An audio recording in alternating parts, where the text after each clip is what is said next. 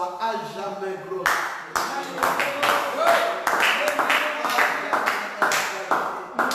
Béni soit le nom du Très-Haut, ce nom précieux de notre Rédempteur. Merci Seigneur Jésus de nous accorder une journée dominicale. Oui Seigneur, éclairée par la lumière de ta présence. Merci de visiter chaque maison, de visiter tes enfants, que chacun se trouve. Merci de remplir ton peuple de joie, de vie, de bonheur, de paix. Merci infiniment Seigneur. Tu es simplement merveilleux. Merci. Nous allons te donner la gloire. Nous allons te donner la gloire.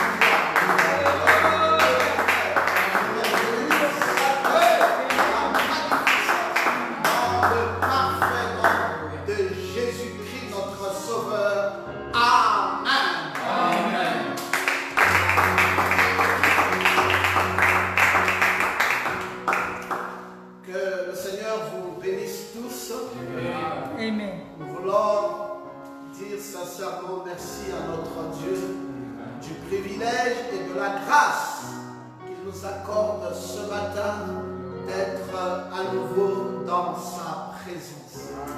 Que Jésus soit loué. Nous pouvons ressentir les atmosphères et nous sentons vraiment que nous sommes dans la saison des atmosphères. Oh, que Dieu soit béni, que Dieu soit glorifié.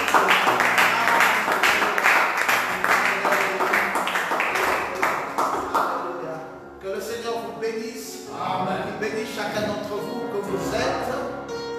Je voulais passer quelques annonces avant la réunion.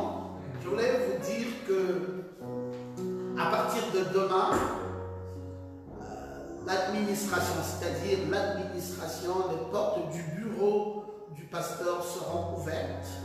Donc je vais commencer par avoir entretien avec ceux-là qui ont vraiment des difficultés et qui voudraient rencontrer le pasteur. Sachez que je serai désormais à l'église à 9h à mon bureau, de 9h jusqu'à 16h de lundi à vendredi.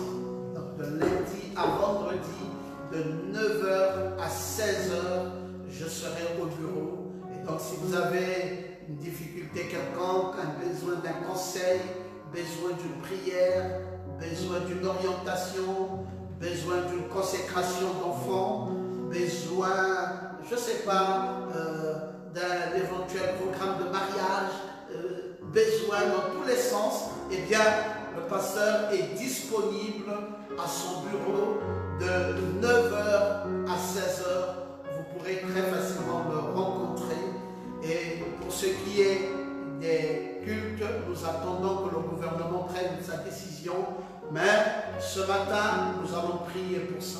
Parce que nous nous rendons effectivement compte que ça traîne et ça traîne et ça traîne, alors que la situation sanitaire est à la baissière complète et nous ne comprenons pas pourquoi est-ce que l'Église n'ouvrirait pas ses portes. Alors il y a lieu simplement de prier, il y a lieu d'implorer la grâce de Dieu à ce sujet. S'il vous plaît, où que vous êtes, lèvons nos mains et prions pour cela.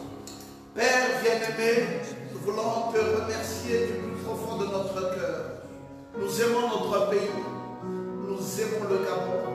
Nous avons toujours eu confiance dans nos autorités, nous avons toujours cru en eux, nous avons toujours pensé que Dieu, tu nous avais donné des très merveilleuses autorités et nous avons toujours aimé les accompagner, nous avons toujours aimé les écouter, nous avons toujours aimé les suivre dans les actions qu'ils mènent. Et nous voulons te dire sincèrement merci pour la belle inspiration que tu leur as donnée pendant la maladie du corona, la façon dont ils se sont investis pour sauver les nôtres, sauver nos parents, sauver nos amis, sauver nos familles. Et nous voulons te rendre grâce pour ceux de la santé qui se sont investis grandement pour soigner nos parents, nos amis, nos frères, nos compatriotes. Merci infiniment. Cependant, Seigneur, nous voulons aussi prier pour eux, parce que nous croyons que maintenant, Seigneur, nous avons comme l'impression qu'il y a quelque chose qui ne va vraiment pas, parce que le monde entier est ouvert,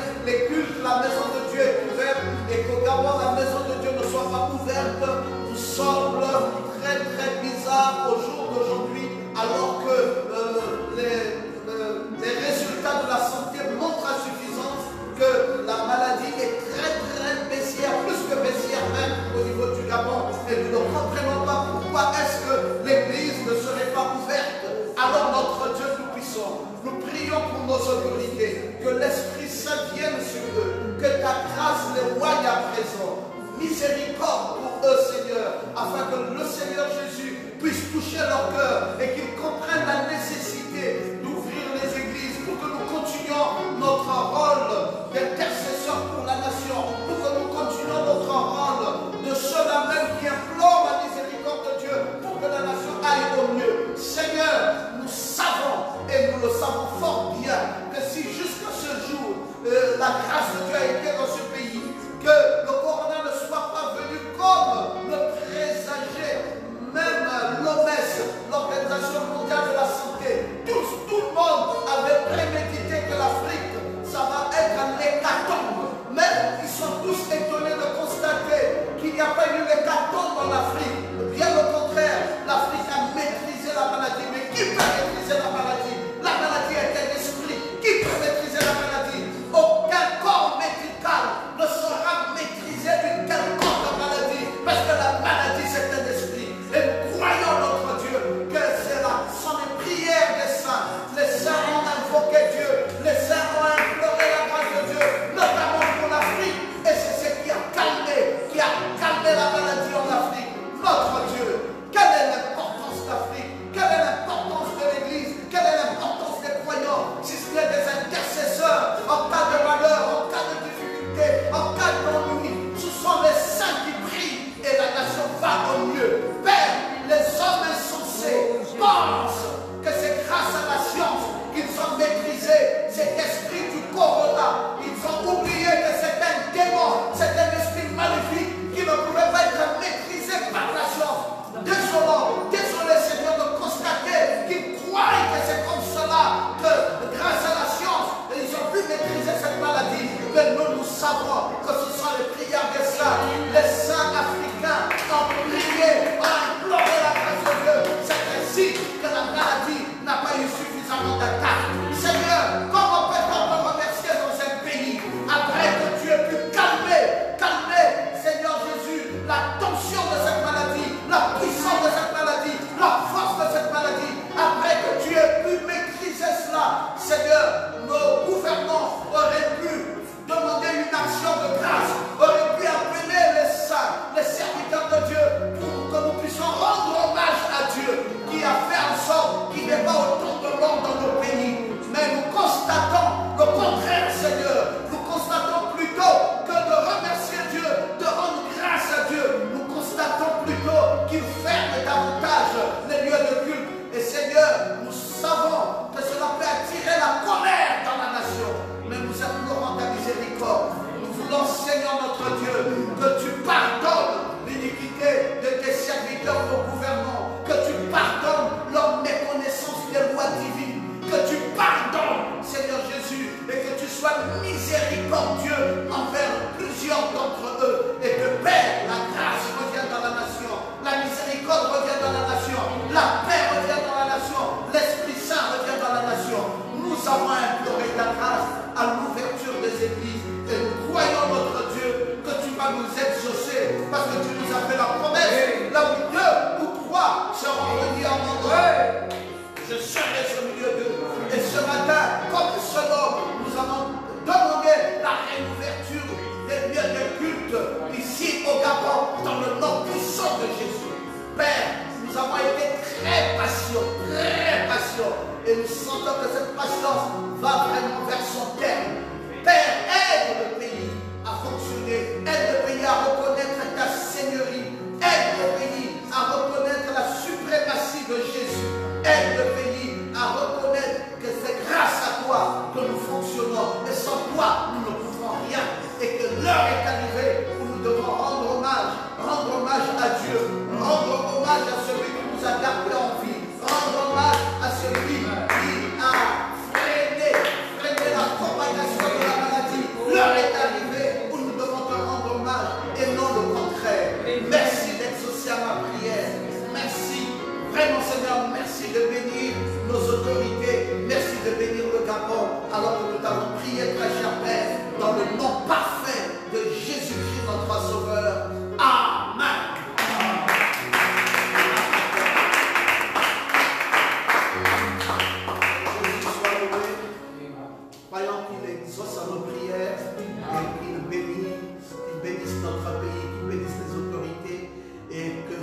derniers aussi comprennent que l'heure est arrivée aux actions de grâce à Dieu et non au contraire.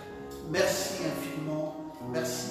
Alors que vous êtes debout là-bas aux États-Unis, en France et que vous me suivez en direct, partout où vous êtes, à l'intérieur du pays, à Moinda, je voulais vous saluer dans le nom de Jésus, à Port-Gentil, à Lambaréné, à Mouila, où que vous êtes, en France, en RDC, en Angola, au Cameroun, où que vous êtes et que vous me suivez en direct, sans oublier les Logosiens de Libreville. Nous vous saluons tous autant que vous êtes, dans le nom parfait de Jésus-Christ, notre Sauveur. Comprenez bien mes émotions, parce que je pense que l'heure est arrivée où nous devons déclarer l'ouverture des églises dans le nom puissant de Jésus. Gloire à l'Éternel. Alors, nous sommes dans notre étude sur les atmosphères. Et nous allons nous mettre debout pour lire sa parole. 9h à 16h à l'église de lundi à vendredi, les portes du bureau sont ouvertes. Gloire à Jésus. Les atmosphères. C'est notre étude. Les atmosphères. Et nous sommes en train d'étudier la 5e atmosphère que nous avons intitulée l'atmosphère pour commencer une vie nouvelle. Donc la 5e atmosphère que nous avons intitulée l'atmosphère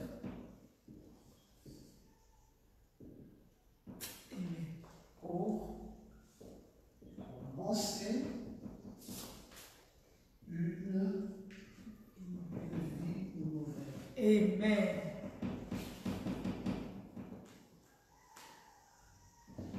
Et nous sommes en train de lire de Corinthiens au chapitre 5, le verset 17.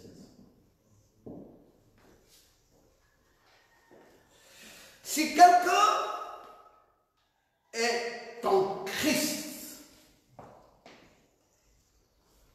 il est une nouvelle créature. Les choses anciennes sont passées, voici, toutes choses sont devenues nouvelles. Amen. Amen. Que Dieu bénisse la lecture de sa parole. Veuillez tranquillement vous asseoir dans la présence de votre Seigneur. J'ai commencé à vous parler de l'atmosphère pour commencer une vie nouvelle. Et commençant à vous parler de l'atmosphère pour commencer une vie nouvelle, j'ai placé des bases. Et les premières bases que j'ai placées, c'était de vous parler des habitudes. Et des habitudes efficaces. Je vous ai dit, je ne sais pas si vous avez fait votre devoir, parce que j'ai donné un devoir à faire à domicile. C'était quoi le devoir? J'ai dit commencez par lister toutes les habitudes dont vous voulez vous débarrasser. Est-ce que vous avez fait le devoir? Vous n'avez certainement pas fait le devoir. Je vous ai dit, faites le devoir. Commencez à lister toutes les habitudes dont vous voulez vous débarrasser. Et ça sera un côté les habitudes dont vous voulez vous débarrasser et de l'autre côté les nouvelles habitudes que vous voudrez adopter. Parce que quand vous avez une mauvaise habitude, ce n'est pas tout que de rayer cela. Mais c'est surtout de surplomber ça. Ça veut dire qu'il y a une mauvaise habitude. À la place de cette mauvaise habitude, quelle est la bonne habitude que je vais mettre dessus? Et je vous ai dit que ces mauvaises habitudes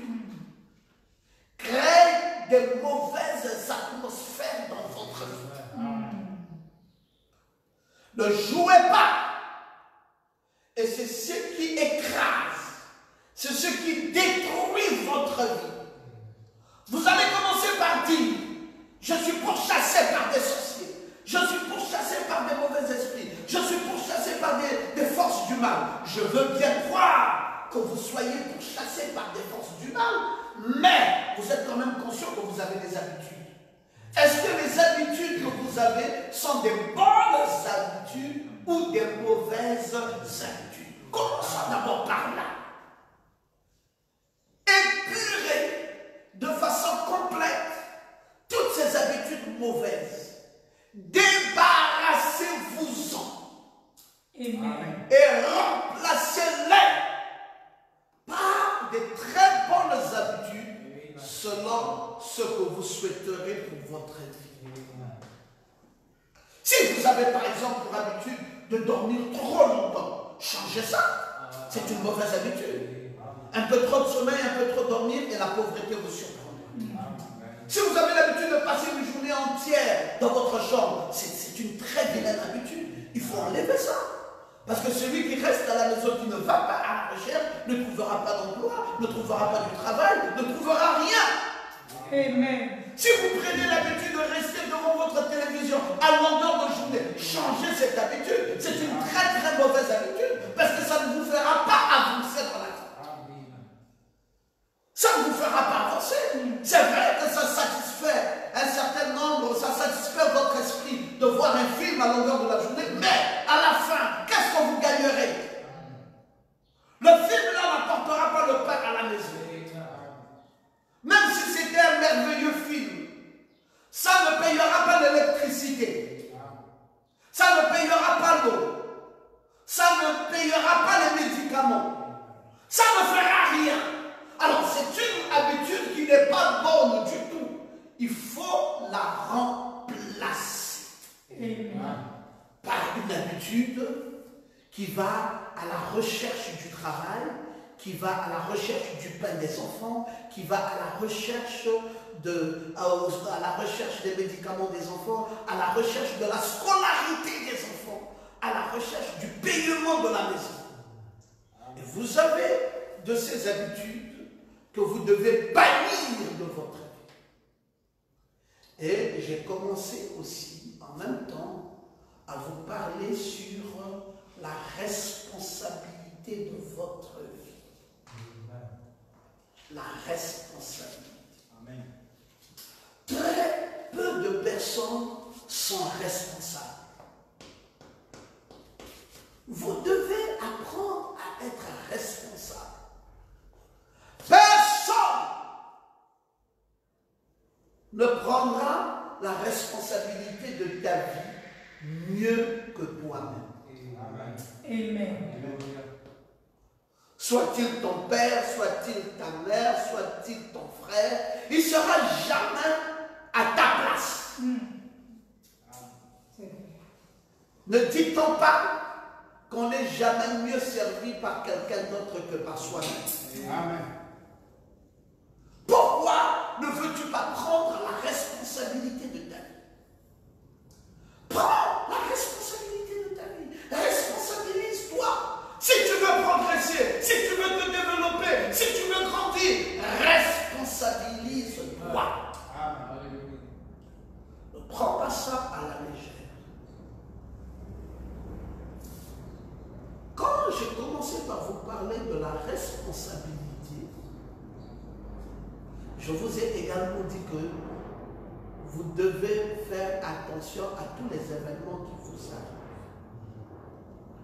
Contrôlez la façon dont vous interprétez ces événements. Vous devez savoir contrôler vos réactions par rapport aux événements qui vous arrivent. Vous pouvez être victime d'un deuil. Vous avez perdu un être très cher. Ça vous a totalement cassé le moral.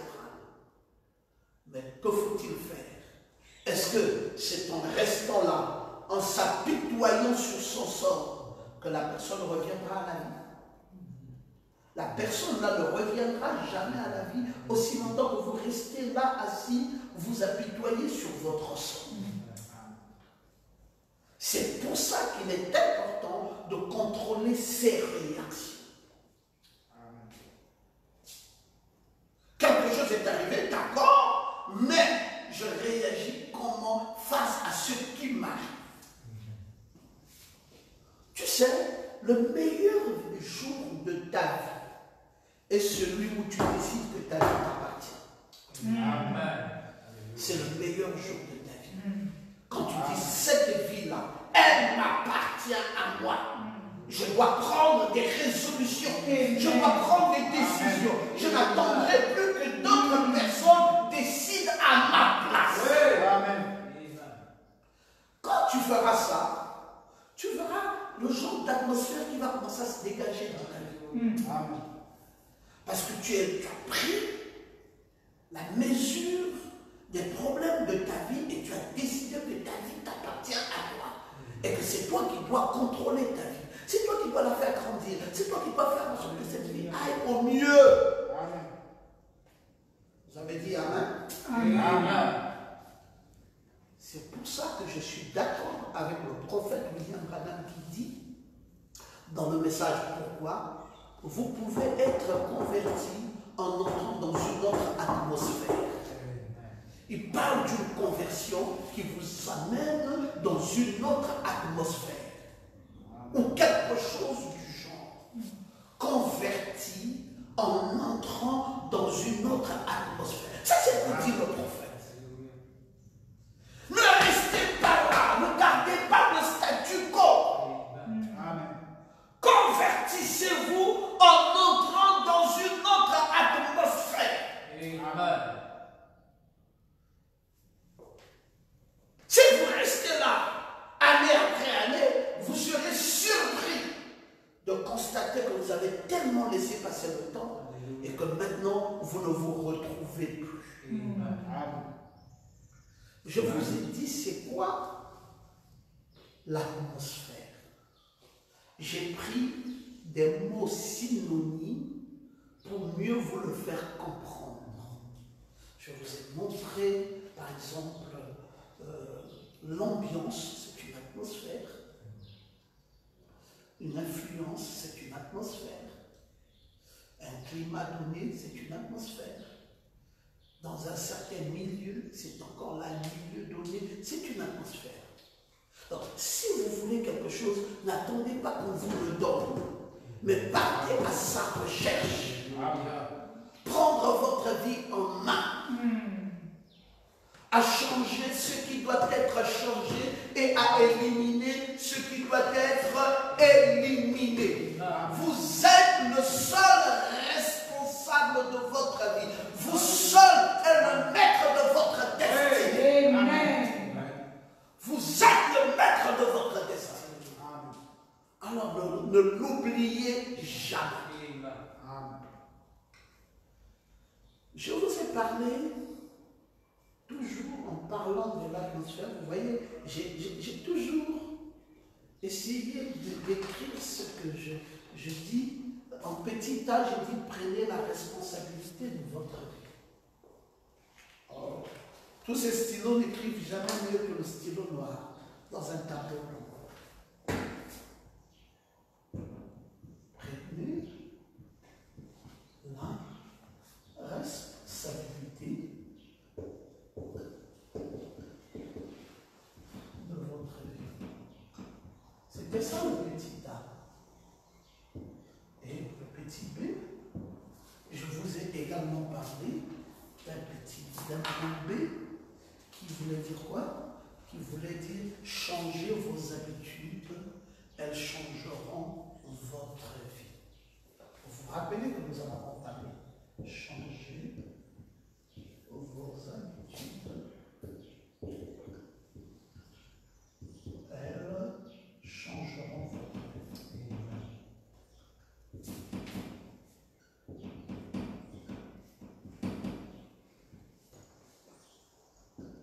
C'était ça, le petit B. J'ai déjà dit ça au prélude, de faire une liste avec toutes les habitudes mauvaises et de vous en débarrasser. Vous savez que le prophète de Dieu dit, dans la foi est une ferme assurance, il dit, la vie de Christ s'empresse en nous. Toutes leurs beuveries et leurs habitudes immorales et tout sont expulsés d'eux. Vous voyez, quand la vie de Christ vient, les beuveries doit être expulsée. Si vous n'expulsez pas cette vie immorale et ces beuveries, ça veut dire que la vie de Christ n'est pas entrée. Dès que la vie de Christ rentre, elle prend la place, elle vient changer des habitudes. Elle vient changer une certaine façon de vivre. Elle vient vous débarrasser des choses mauvaises. Quand vous lisez le prophète dans le message « Crois-tu cela ?», un message qu'il avait prêché à New York, vous allez entendre ce qu'il dit. Il dit « Quand nous sortons du monde, nous avons traversé le sang rouge de Jésus, tuant toutes les habitudes de fumer, les habitudes de cigarettes, les habitudes de chiquer, les habitudes de boire, les habitudes de mentir, les habitudes de voler. Cela est étendu derrière nous. Nous commençons à chanter et à louer Dieu. Donc vous voyez, à la place de voler, c'est la louange qui a pris place. À la place de mentir, c'est la gloire de Dieu qui a pris place. Donc on a remplacé ces habitudes. La personne qui montait, qui volait, qui fumait, qui buvait, qui commettait les adultères, la fornication, l'impudicité et tout cela, a remplacé ces mauvaises habitudes par de bonnes habitudes. Et c'est important. Sinon, vous n'aurez jamais le sens du développement. Oh, gloire à Jésus. Est-ce que vous vous sentez bien? Amen. Ah, changez vos habitudes, je l'ai dit. Attendez que je voie. Ah, d'accord. Et je voulais maintenant vous emmener dans un petit C, rêver grand et commencer petit.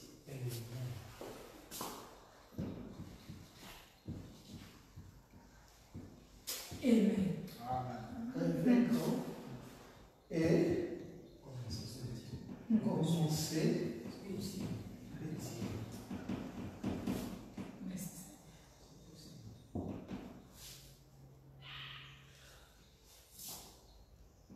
Commencer petit.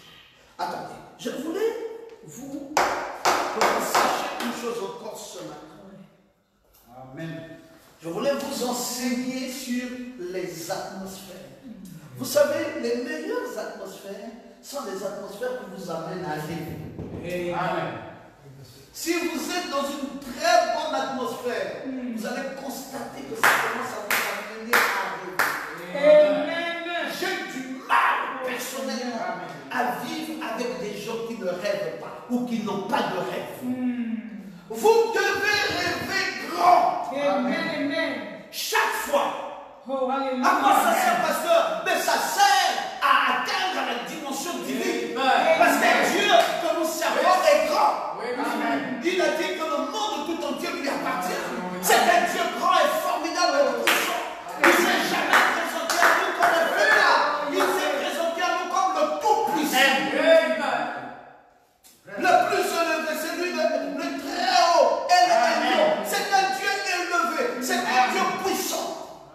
Il a la justice avec lui. Il a la médecine avec lui. Il a tous les ministères. C'est pour ça qu'on l'appelle Jehovah Rapha. Jehovah Nissi. Jehovah Tigenu. Jehovah... Donc c'est un grand Dieu. Il ne s'est pas présenté à nous comme un faiblard, comme un petit Dieu. Il a dit, si vous voulez la santé, moi je l'ai. Vous voulez la justice, moi je l'ai. Tout ce dont vous avez besoin, je suis capable de vous le pourvoir.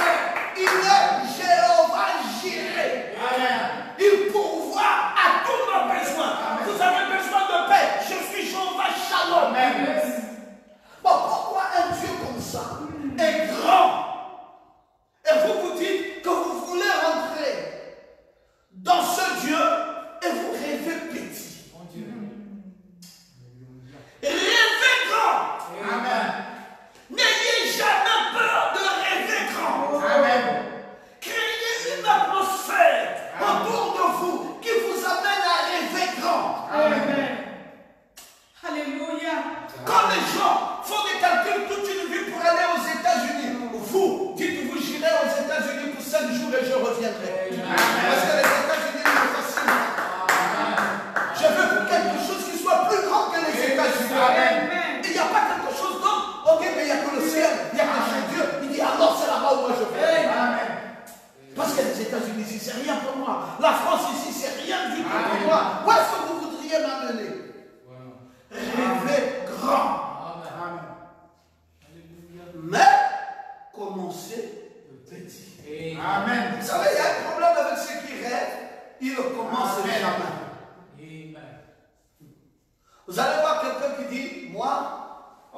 travail. Il est à la maison chômeur.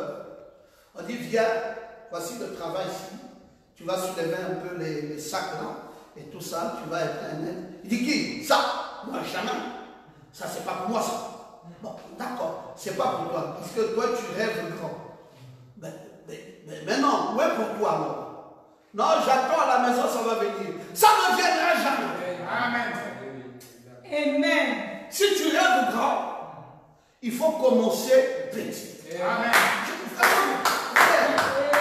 ne sais pas ce que les enseignements du docteur Ngoma vous font. Amen.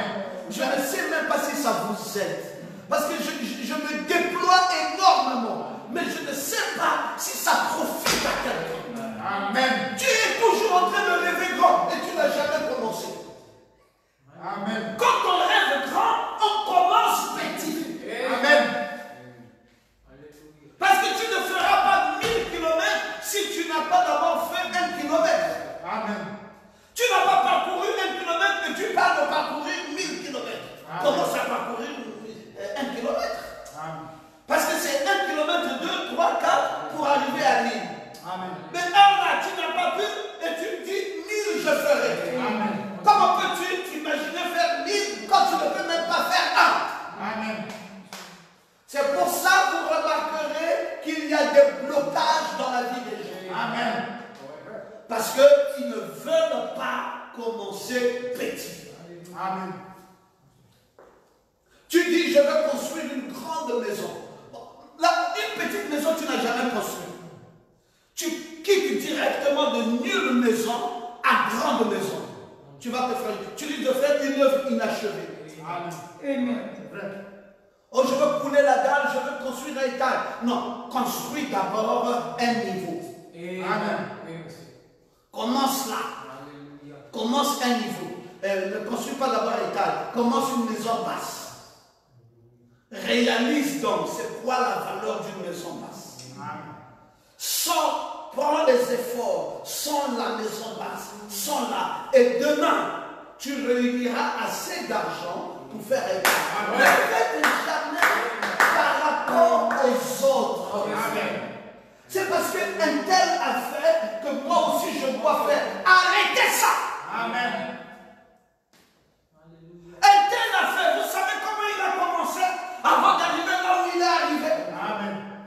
Il a commencé petit à petit, petit à petit. Si je vais vous montrer la première maison où j'ai habité avec maman Ngoma et que je vous dise que c'est ici qu'on habitait, vous ne croirez jamais. Amen. Je peux vous montrer la deuxième. Je peux vous montrer la troisième. Je peux vous montrer la quatrième avant de vous montrer la septième. Amen. Voyez d'abord la première maison. Comprenez-la. Comment elle était? Elle était en planche. Il y avait des tonnes. On prenait de l'eau. C'était ça la première maison. Et on est passé de là à une deuxième. De la deuxième à une troisième. De la troisième à une quatrième. De la quatrième à une cinquième, sixième. Et la septième est celle-ci. Vous ne voulez pas commencer petit, mais vous... Non, quand vous commencez petit, ça ne veut pas dire que c'est le terminus. Amen. Oh, dites un peu Amen. Amen. Ce n'est pas le terminus.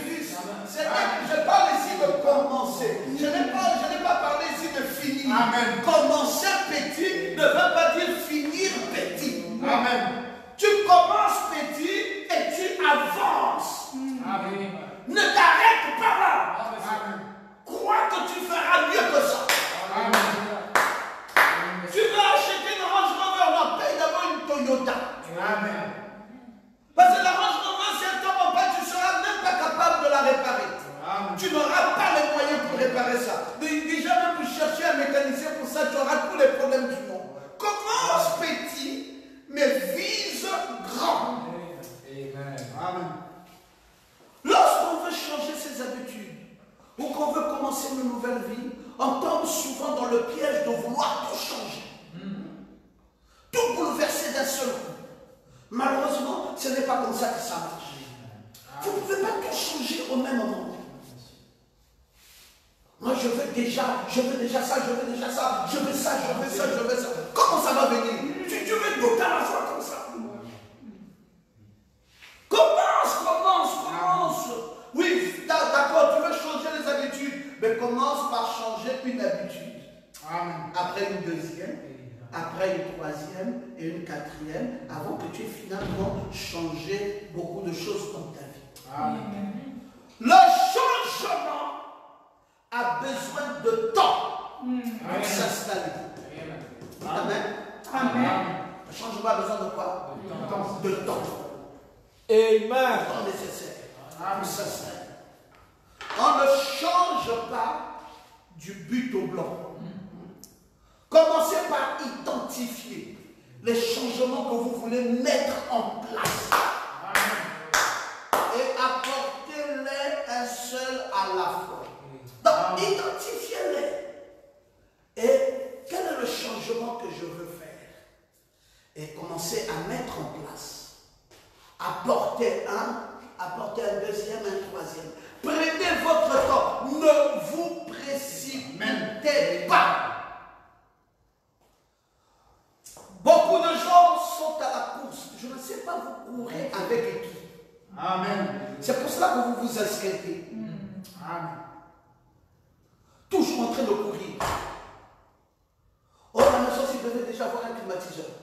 La maison, s'il devait déjà avoir... regarde le living que j'ai vu là-bas. Moi, j'ai aimé ce living. Bon, tu as aimé le living. Tu as aimé le climatiseur. Qu'est-ce que tu as pas aimé? J'ai aimé le tapis que j'ai vu là-bas. Tu as aimé ça. J'ai aussi aimé les fauteuils que j'ai vu là-bas. Tu as aussi aimé les fauteuils là. J'ai aussi vu les pavés qui étaient devant la maison. Tu as aussi aimé les pavés là. J'ai aussi vu le plafond là qui était là. Tu as aussi aimé le staff là.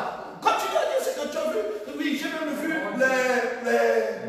les lustres là. Oui, tu as aussi aimé les lustres. Bon, maintenant le mari là va mettre tout ça là le même jour. Comment? Amen. Lustre, tapis, pavé, climatiseur, livide, fauteuil, tout ça va venir le même jour. Amen. Tu n'as rien compris de la vie.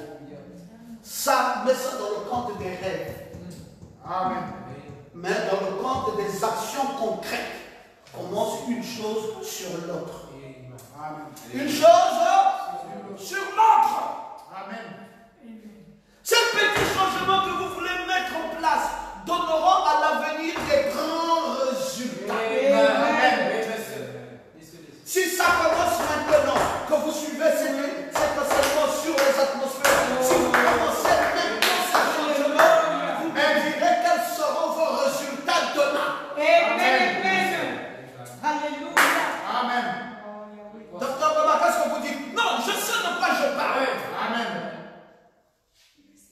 Je suis issu des milieux pas riches. Amen. Et je sais comment on transforme la vie. Amen. Ce que nous étions hier, nous ne sommes plus ce que nous avions été. Amen. Nous ne sommes même pas ce que nous serons. Amen. Nous sommes quelque part. Alléluia. Je n'ai plus été ce que j'avais été. Je ne suis pas ce que je serai, mais je suis quelque part. Amen. C'est ce que déclare le prophète. Vous êtes quelque part. Plus ce que vous avez été hier, pas ce que vous serez demain, mais quelque part. Amen. Ça veut dire qu'il faut imprimer un changement réel. Amen. C'est important pour vous. Ces changements que vous allez mettre en place, Pétrus, ces changements-là donneront à l'avenir des grands résultats. Amen. Amen.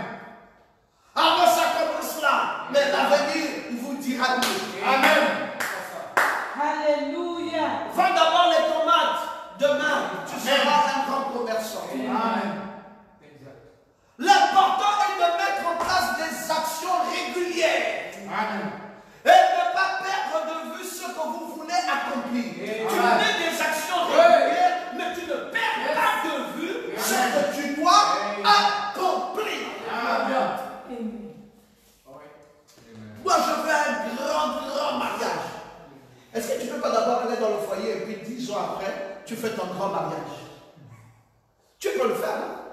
Amen. Vous savez, il y a des gens qui se sont remariés plusieurs fois. Ça dépend de vos moyens. Moi-même qui vous parle, j'ai doté ma femme 2 fois. Elle est là, elle va vous dire. La première fois quand j'ai doté, je sentais que je n'avais pas donné assez d'argent. Et un jour, je me suis retrouvé au village avec ma belle-mère et mon beau-père. J'ai dit, je vous réunis encore pour payer une 2e dot. Ils ont dit, oh, comment ça? Mais nous, on ne t'a pas réclamé ça. J'ai dit non, non, non, non, parce que j'avais estimé que la première fois, je n'avais pas donné ce qu'il fallait. Maintenant, j'ai un peu de moyens qui me permettent de donner encore un peu plus que ce que j'avais donné hier. Et j'ai donné. Ils ont dit, ah, merci papa, l'argent ne refuse jamais. Merci, c'est gentil de nous donner ça. Mais frère, si je voulais encore même, je peux recommencer ça.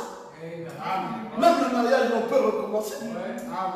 On peut maintenant aller prendre une limousine. Si hier on n'avait pas eu la limousine, on peut aller louer maintenant une limousine. On met là et on commence à faire. Tu planes là et tout ça. Et c'est à ton goût. C'est toi qui fais ce que tu veux. Amen. Mais hier, limousine, mais je me facture le dos. On va avoir les moyens de la limousine là hier. Comment? Donc, comprenez bien les amis, comprenez bien que la vie, elle est quoi? Mettez en place les actions régulières et ne perdez pas de vue ce que vous allez accomplir. Amen. Ce que vous allez accomplir est loin et les actions que vous menez est maintenant. Menez les actions que vous pouvez maintenant et ce que vous allez accomplir, vous allez l'accomplir. Ne perdez pas ça de vue. Parce que si vous perdez de vue le rêve, le grand rêve, vous n'y arriverez jamais. Amen. Bon, la maison, une maison, ça se transforme. Amen. Tu peux avoir commencé ça comme ça, et puis demain tu fais ça, et après demain tu fais ça. Tu peux transformer ta maison en fonction de tes moyens. Amen. Ouais. Trop de gens vont rester locataires à vie parce qu'ils estiment qu'il leur fallait une belle maison qu'ils devraient construire. Et comme ils n'ont pas encore construit ça, ils préfèrent rester locataires. C'est une erreur. Amen. Quittez la location. Quittez. On ne construit pas une maison, une grande maison, en restant locataire.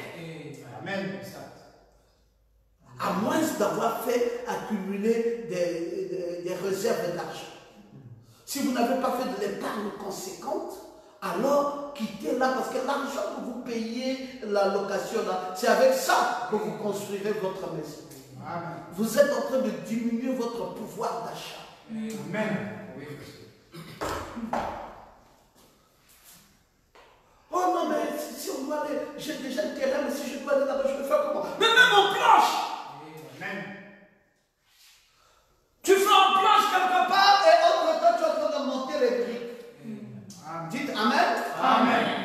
Mais on planche d'abord, mais ensuite tu es en train de monter les briques après. Amen. Et tu vas avancer. Comment pensez-vous que vous devez avancer si vous ne savez pas poser des actions véritables? C'est un problème. Écoutons le prophète, là où je pense que les pentecôtistes ont fait. Il dit, vous ne pourrez jamais épuiser l'amour et la miséricorde de Dieu envers vous. Vous dites bien, je n'aime pas trop te déranger, Père. Mais Dieu veut être dérangé. Amen. Ne pensez jamais que vous allez trop demander à Dieu. Amen. Rêvez grand. Dieu est grand. Si vous dites que non, j'ai déjà demandé ceci à Dieu, je ne veux plus. Non, vous ne pourrez jamais épuiser son amour. L'Écriture nous dit, vous ne recevrez pas parce que vous ne demandez pas. Et vous ne demandez pas parce que vous ne croyez pas. Il veut que nous demandions et que nous croyions pour que notre joie soit parfaite. Amen. Dites encore Amen. Amen. Il veut que vous demandiez beaucoup. Demandez des grandes choses. Amen. Oui. Ne limitez pas votre foi à quelques petites graines de moutarde. C'est frère Amen qui dit. Il dit demandez des grandes choses. Ne limitez pas votre foi à quelques petites graines de moutarde. Montez ici à une autre sorte de foi et entrez dans de grandes choses. Amen. Les grands rêves. Demandez des grandes choses. Ne demandez pas des petites choses. Et croyez que vous les aurez. Amen. Et Dieu va vous les donner. Amen. Rien n'est impossible avec la foi. Amen. Vous n'aurez pas besoin d'entrer dans une maison occulte, à la franc-maçonnerie ou à la Rose-Croix, pour commencer à parvenir à des grandes choses. Votre Dieu, le Seigneur Jésus-Christ, est un Dieu capable. Amen. Il peut vous donner des grandes choses. Mais c'est vous qui limitez votre foi. Vous limitez votre foi à quelques petites graines de moutarde, déclare le prophète. Là où je pense que les pentecôtistes sont faillis. À des petites graines de moutarde. Montez ici, demandez les grandes choses. Maintenant, ce que j'aime, c'est ici. Il dit, les grandes choses sont tout aussi faciles à recevoir que les petites choses. Amen. Dites un peu Amen. Amen. Les grandes choses sont tout aussi faciles à recevoir que des petites choses. Amen. Et moi, je vais vous dire une chose. Je crois même que les petites choses sont difficiles à avoir. Les petites choses, c'est difficile. Parce que, vous savez, j'habite dans une localité où il n'y a pas d'eau. Ici où j'habite, il n'y a pas d'eau ici. Tout le quartier n'a pas d'eau parce que c'est un nouveau quartier. Bon, maintenant, qu'est-ce qui s'est passé? À un moment donné, j'ai cherché la petite chose. La petite chose, c'était quoi? C'est le puits. C'est le puits. J'ai cherché ça. J'ai eu du mal à trouver l'eau avec le puits. Mais quand j'ai pensé maintenant à une grande chose qui était un forage, j'ai eu. Amen. Amen. Amen. Et donc, vous voyez, entre le puits et le forage, mes frères, c'est le jour et la nuit. Le forage est grand et le puits est petit. Mais le puits que j'ai cherché là, je n'ai pas pu obtenir. Et j'étais toujours en train de faire des puits chaque fois. J'ai fait un premier puits, ça n'a pas marché. J'ai fait un deuxième puits, ça n'a pas marché. J'ai dit à ma femme, finis les puits. Amen. Elle dit, mais le puits là, le gars là, il dit qu'il va encore revenir. Je dis qu'il reste là où il est. Amen. Je n'ai plus besoin de puits. Je crois que mon Dieu veut me montrer que le puits là, ce n'est pas pour moi. Maintenant, c'est le forage. Amen. 2 jours après, le forage est fini, j'ai lu. Oh! Les grandes choses, le prophète de Dieu dit, sont tout aussi faciles à recevoir que les petites choses. Vous n'avez qu'à croire, c'est tout. Amen. Si vous avez la foi et que vous savez vraiment l'utiliser correctement, ça ira très bien. Amen. C'est un problème de foi, vous n'avez qu'à mettre cela à l'œuvre et ça marchera tout simplement. Amen. Oh, je croyais vous entendre dire Amen. Amen. Vous n'allez jamais épuiser l'amour de Dieu. Amen. Même la puissance de Dieu et tout ce qui est bénéfique, vous ne pouvez pas épuiser cela, les amis.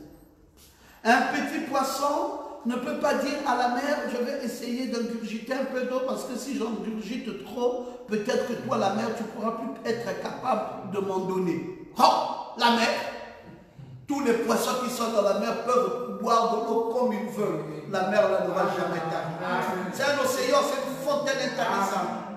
Vous voyez, c'est ça Dieu. Donc, rêvez grand. Rêvez grand. Quoi que vous désiriez, demandez-le lui. Et croyez cela. Amen. Si vous le demandez, croyez et Dieu va vous le donner. Mais seulement, commencez petit. Oui, monsieur. Dites encore Amen. Amen. Commencez comment? Petit. Ça, j'insiste sur ça. Parce que j'ai vu trop de personnes être bloquées parce qu'ils veulent commencer grand. Amen. Ils rêvent grand et veulent commencer grand. Non, ça ne marche pas. Amen. Rêvez grand, mais commencez petit. Amen. Vous êtes une jeune femme, ne soyez pas trop exigeante. Ce n'est pas parce que vous êtes allé dans le mariage de quelqu'un, vous avez vu comment ça s'est fait, et vous aussi vous voulez que le vôtre soit pareil. On ne copie pas les gens dans la vie. Amen. Dans la vie, on laisse sa vie être égale à soi-même. Amen. Dites encore Amen. Amen. Non, non, non, non. Soyez vous-même. Soyez vous-même. Amen. Ne rentrez pas dans des complexes. Buvez et grandissez. Amen. Buvez, mangez et grandissez. Vous n'allez pas demander à un enfant qui vient de naître d'avoir déjà 1,50 m. Oh, il vient de naître. Nourrissez-le et laissez le temps au temps. Amen. Le même garçon que vous voyez là, demain, il va avoir la grande taille. La taille qu'il faut. Amen. Alléluia. Amen. Nous voici avec Champion. Champion qui était tout bébé là. Quand il est venu se mettre devant moi, champion, je le regarde déjà comme ça. Oh, champion, c'est toi que j'ai vu d'être là, je le regarde comme ça. Oui, il a été nourri et il a grandi. Il a grandi. Et les enfants vont grandir. Voilà, rêver grand, mais commencer petit. Oui, il va commencer petit, mais après, il va grandir. Oh, j'aime ça, les amis. J'aime cette atmosphère de Dieu. C'est ça. J'aime vivre avec des gens qui rêvent grand. J'aime pas vivre avec des gens qui n'ont pas de rêve. Oui, j'aime être aux côtés des gens qui rêvent grand. Amen. J'avais un précieux ami à moi, le docteur Lys, paix à son âme. Oh, mes frères, jusqu'à présent, je n'ai pas encore pu le remplacer comme trouver un ami comme lui. Mais qu'est-ce qui faisait que j'étais tout le temps en Afrique du Sud avec ce monsieur? C'est parce qu'il y avait ça. C'est ce rêve. Lui et moi, nous passions tout notre temps à rêver grand. Amen. Dites encore Amen. Amen. C'était ça. Et lui, il aimait m'accompagner et moi, j'aimais la sienne parce que nous avions des mêmes rêves. Amen. Les grands rêves. Nous sommes allés à Dubaï avec lui le même jour, avec nos épouses. Nous sommes allés vivre à Dubaï. Et nous avons passé une bonne année ensemble. Il fallait voir les artifices qu'il y avait. Il m'appelait, il dit, puis reviens voir ces artifices. Et je voyais les artifices comme j'en ai jamais vu de pareil au monde. Toute la ville avec des feux d'artifice. Mais c'était quoi? C'était le rêve. Amen. Mais celui-là qui était à Dubaï, il a dans la belle maison là, lui-même n'était pas, s'il revenait au Gabon ici, il était dans la télévision noir et blanc. Mais cependant, son rêve est grand. Frère, vous allez changer de télévision après. Amen. Commencez d'abord à rêver grand. Et après, ça va venir, les changements vont s'opérer au fur et à mesure. Je voudrais passer à autre chose. Plus dans les atmosphères pour commencer une nouvelle vie, mais dans l'atmosphère conviviale sur le plan relationnel. Amen.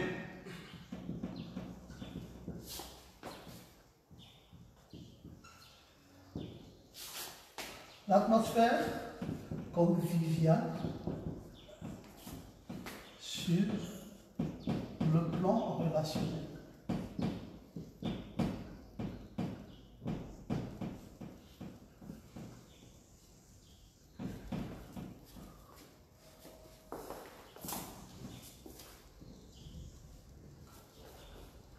Vous savez, frère, que il faut que j'attaque ça, et je vais parler de ça aujourd'hui, après on va s'arrêter là. Amen.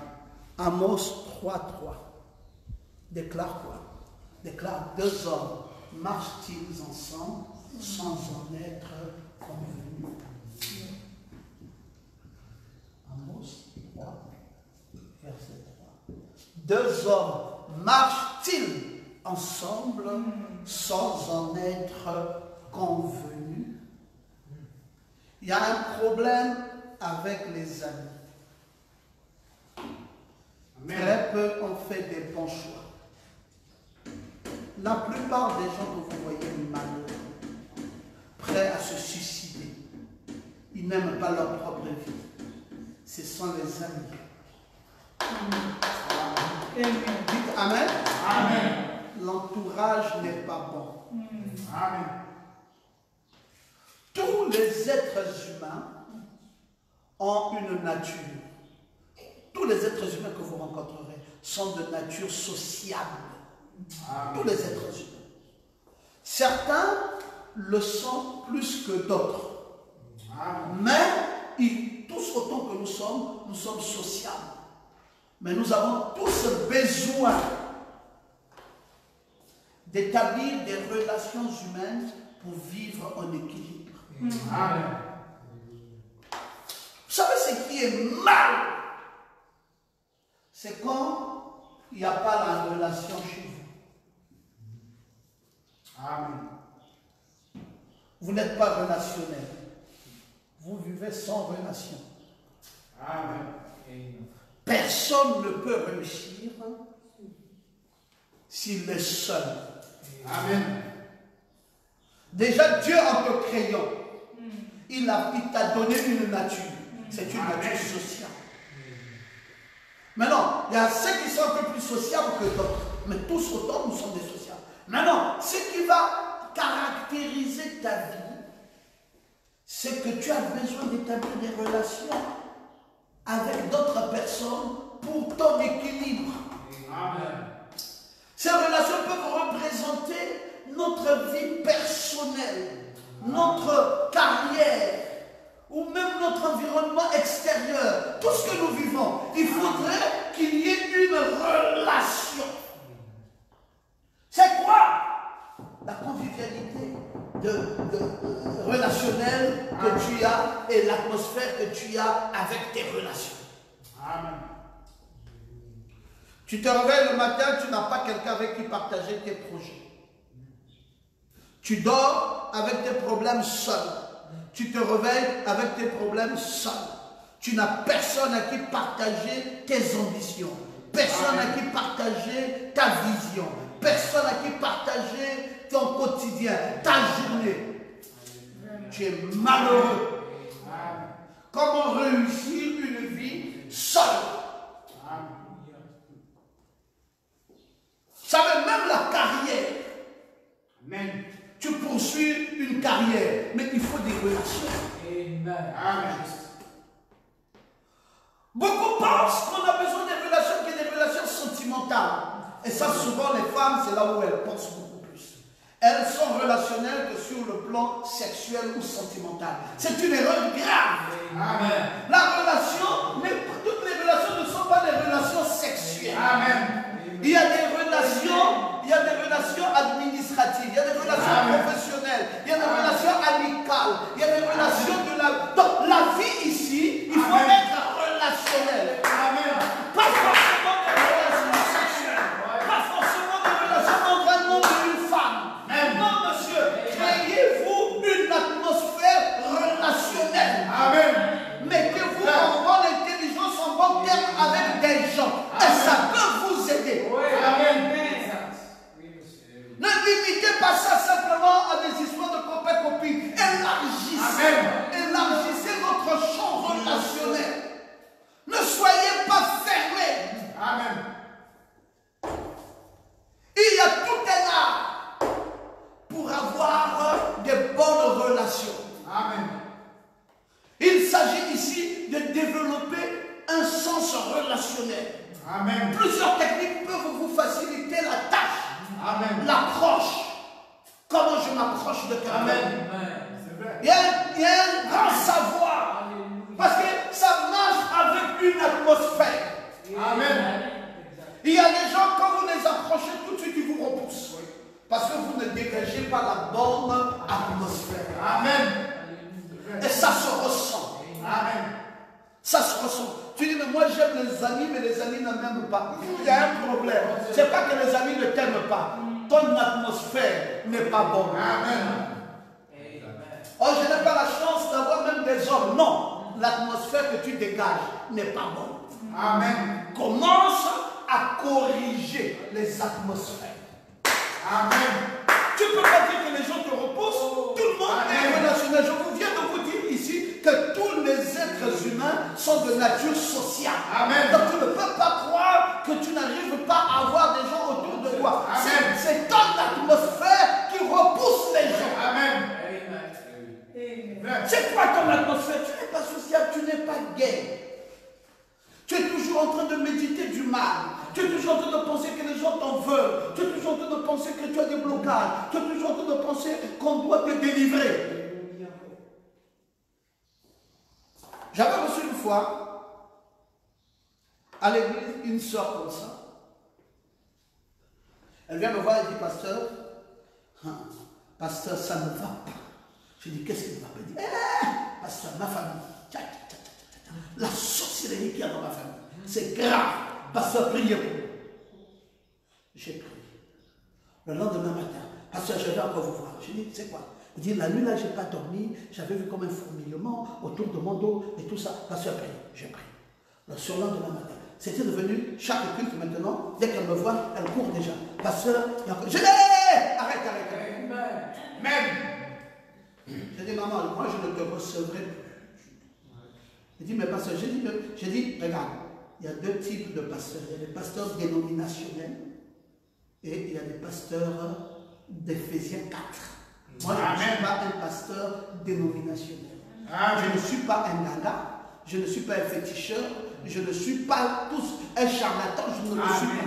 Je suis quelqu'un qui a la parole. Et la parole que je tiens à la main est une puissance pour délivrer. Amen. Toi, je ne t'impose plus les mains. Parce que tu as cru que c'est devenu un chantage. Non, je ne t'impose plus les mains. Si tu veux ça, va dans la dénomination. Amen. Ici, là, ça ne se passera plus comme ça. Amen. Je ne sais pas ton problème. J'ai commencé à la blâmer. J'ai dit d'ailleurs, tout ce que tu dis là est faux. Amen. Tu vois que tu es la seule à avoir des sorciers dans ta famille. Dans toutes les familles gabonaises, il y a des sorciers. Amen. Tu vois que tu es la seule dont les sorciers en veulent. Et tu veux me fatiguer toute une vie. Je suis là en train de te chasser les démons. Je dis, je ne ferai plus ça. Amen. Tu ne me fatigues pas avec ça. Amen. Et tu te disciplines. Amen. Qu'est-ce que tu veux? Il dit, papa, je veux un mariage. Alors, tu sais, le mariage, c'est quoi? Le mariage, c'est pas aller avec les sorciers. Le mariage, c'est que tu dois te laver, bien te soigner, bien t'habiller et être propre et parler des choses vraies. Amener cet homme dans ta famille. Le frère, dernièrement, pendant que nous sommes dans le corona, là, la même soeur m'a invité chez elle. Je suis allé chez elle, mais je vous assure, elle est devenue une femme posée. J'ai vu un monsieur posé. J'ai vu leur maison posée. Elle a préparé pour moi les feuilles de manioc. J'ai même dû manger une partie et ramener à la maison une partie. Ma femme m'a dit, mais puis quand tu ramènes la nourriture à la maison, j'ai dit non. Pour cette fille-là, j'ai vu comme elle brûlait les mains pour m'apprêter cette nourriture. Et je n'ai même pas mangé chez elle. J'ai fait le paquet, j'ai amené. Le diacre Emmanuel m'a dit, non, pasteur, prenez un paquet et puis amenez. J'ai dit, oui, je vais amener. Elle est devenue normale. On a gaspillé. Les dénominations ont gaspillé les gens en leur faisant croire qu'ils sont envoûtés, et leur vie est restée bloquée sous l'envoûtement. Amen. Arrêtez, quand vous voyez quelqu'un qui vient toujours pour vous dire qu'il est envoûté, dites point.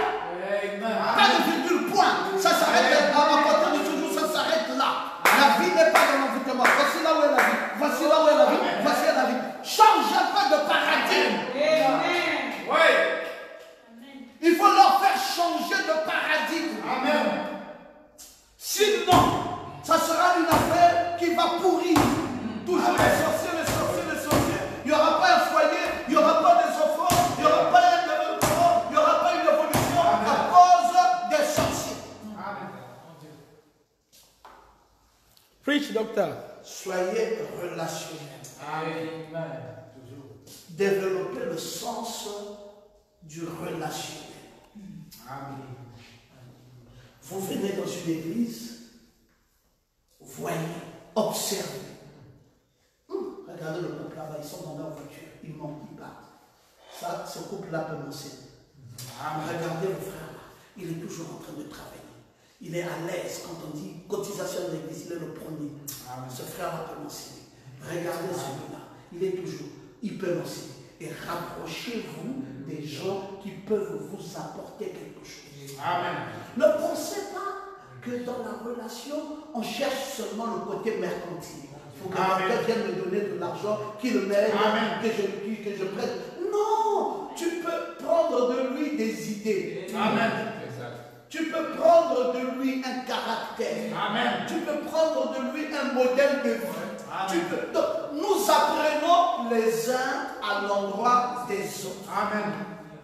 Le relationnel est important, mais il faut une atmosphère. Amen. Pour gérer ça, il faut une atmosphère. Je vous pose une question. Qu'est-ce qu'une bonne relation?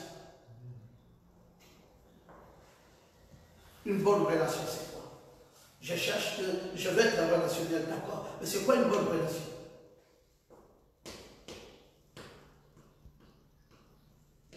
Vous voyez que ça peut vous bloquer? Si je vous pose cette question, c'est quoi une bonne relation? Vous allez me dire que c'est une relation de quelqu'un qui est gentil envers moi. Ou... Parfois, les femmes ne savent pas. Beaucoup de femmes disent, bon, moi je cherche une bonne relation dans ma vie. Tu lui dis, bon, d'accord, tu cherches une bonne relation. C'est quoi une bonne relation? Amen. Elle ne peut pas répondre. Elle va divaguer. Elle va dire, bon, pour moi, une bonne relation, mieux vaut être bien accompagnée que d'être mal accompagnée. Donc, elle a fondé sa relation sur le feeling. Une bonne relation n'est pas le feeling. C'est pas parce que le garçon est élégant que c'est ça, être bien accompagné veut dire avoir un homme élégant. C'est faux. Amen. Être bien accompagné, c'est d'avoir une femme élégante, belle, jolie. C'est faux. Amen. C'est quoi la bonne relation? Maman, c'est quoi la bonne relation? Parce que je vais vous dire, une bonne relation est fondée sur des piliers indéniables.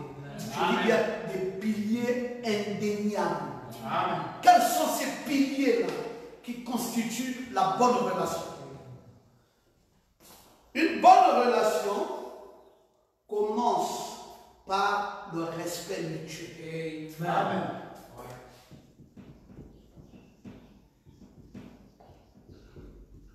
J'ai dit quoi? Le respect mutuel.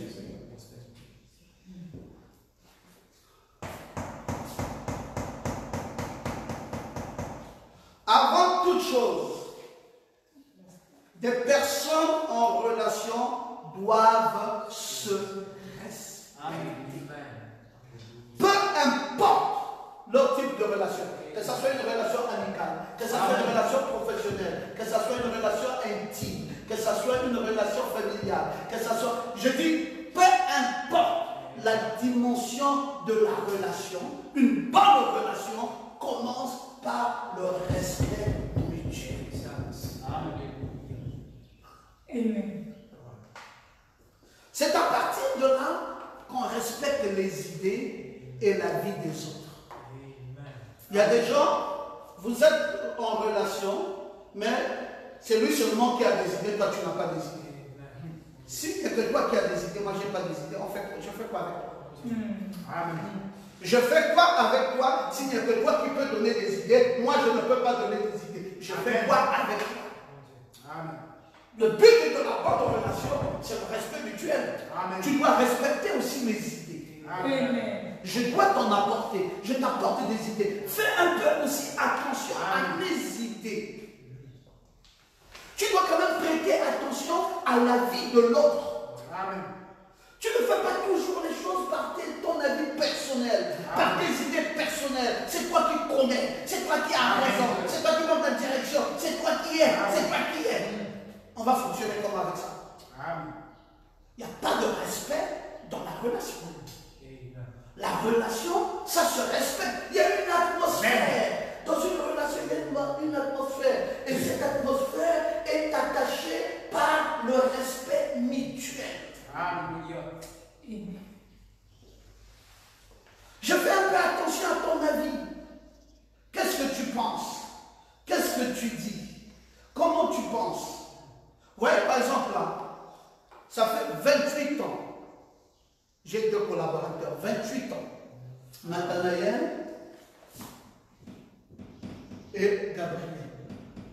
Ça fait 28 ans que ces deux-là sont mes associés dans la prédication. Amen. Mais posez-leur la question, si un seul jour, il est arrivé que le pasteur Romain n'a pas été poli envers eux, ou pasteur Romain n'a pas été juste, ou pasteur Romain a été maladroit. Jamais, en 28 ans. Amen. Le secret de ça, c'est quoi? C'est le respect mutuel. Amen. Papa Nathanaël, je voulais te dire quelque chose. Il dit, papa, vas-y. Je parle, je m'arrête. Je dis, qu'est-ce que tu penses? Il dit, non, papa, là, je ne suis pas d'accord. Moi, je pense que je devrais plutôt faire comme ça. Papa Nathanaël, respect pour ton avis. Alors de l'avant. C'est ça la relation. C'est pas que tu imposes. Bon, parce que je suis le pasteur, allez, je dois te dire, si tu ne fais pas ce que je dis là, ça veut dire que tu vas désobéir. Encore. Ça, c'est c'est quelle façon de fonctionner.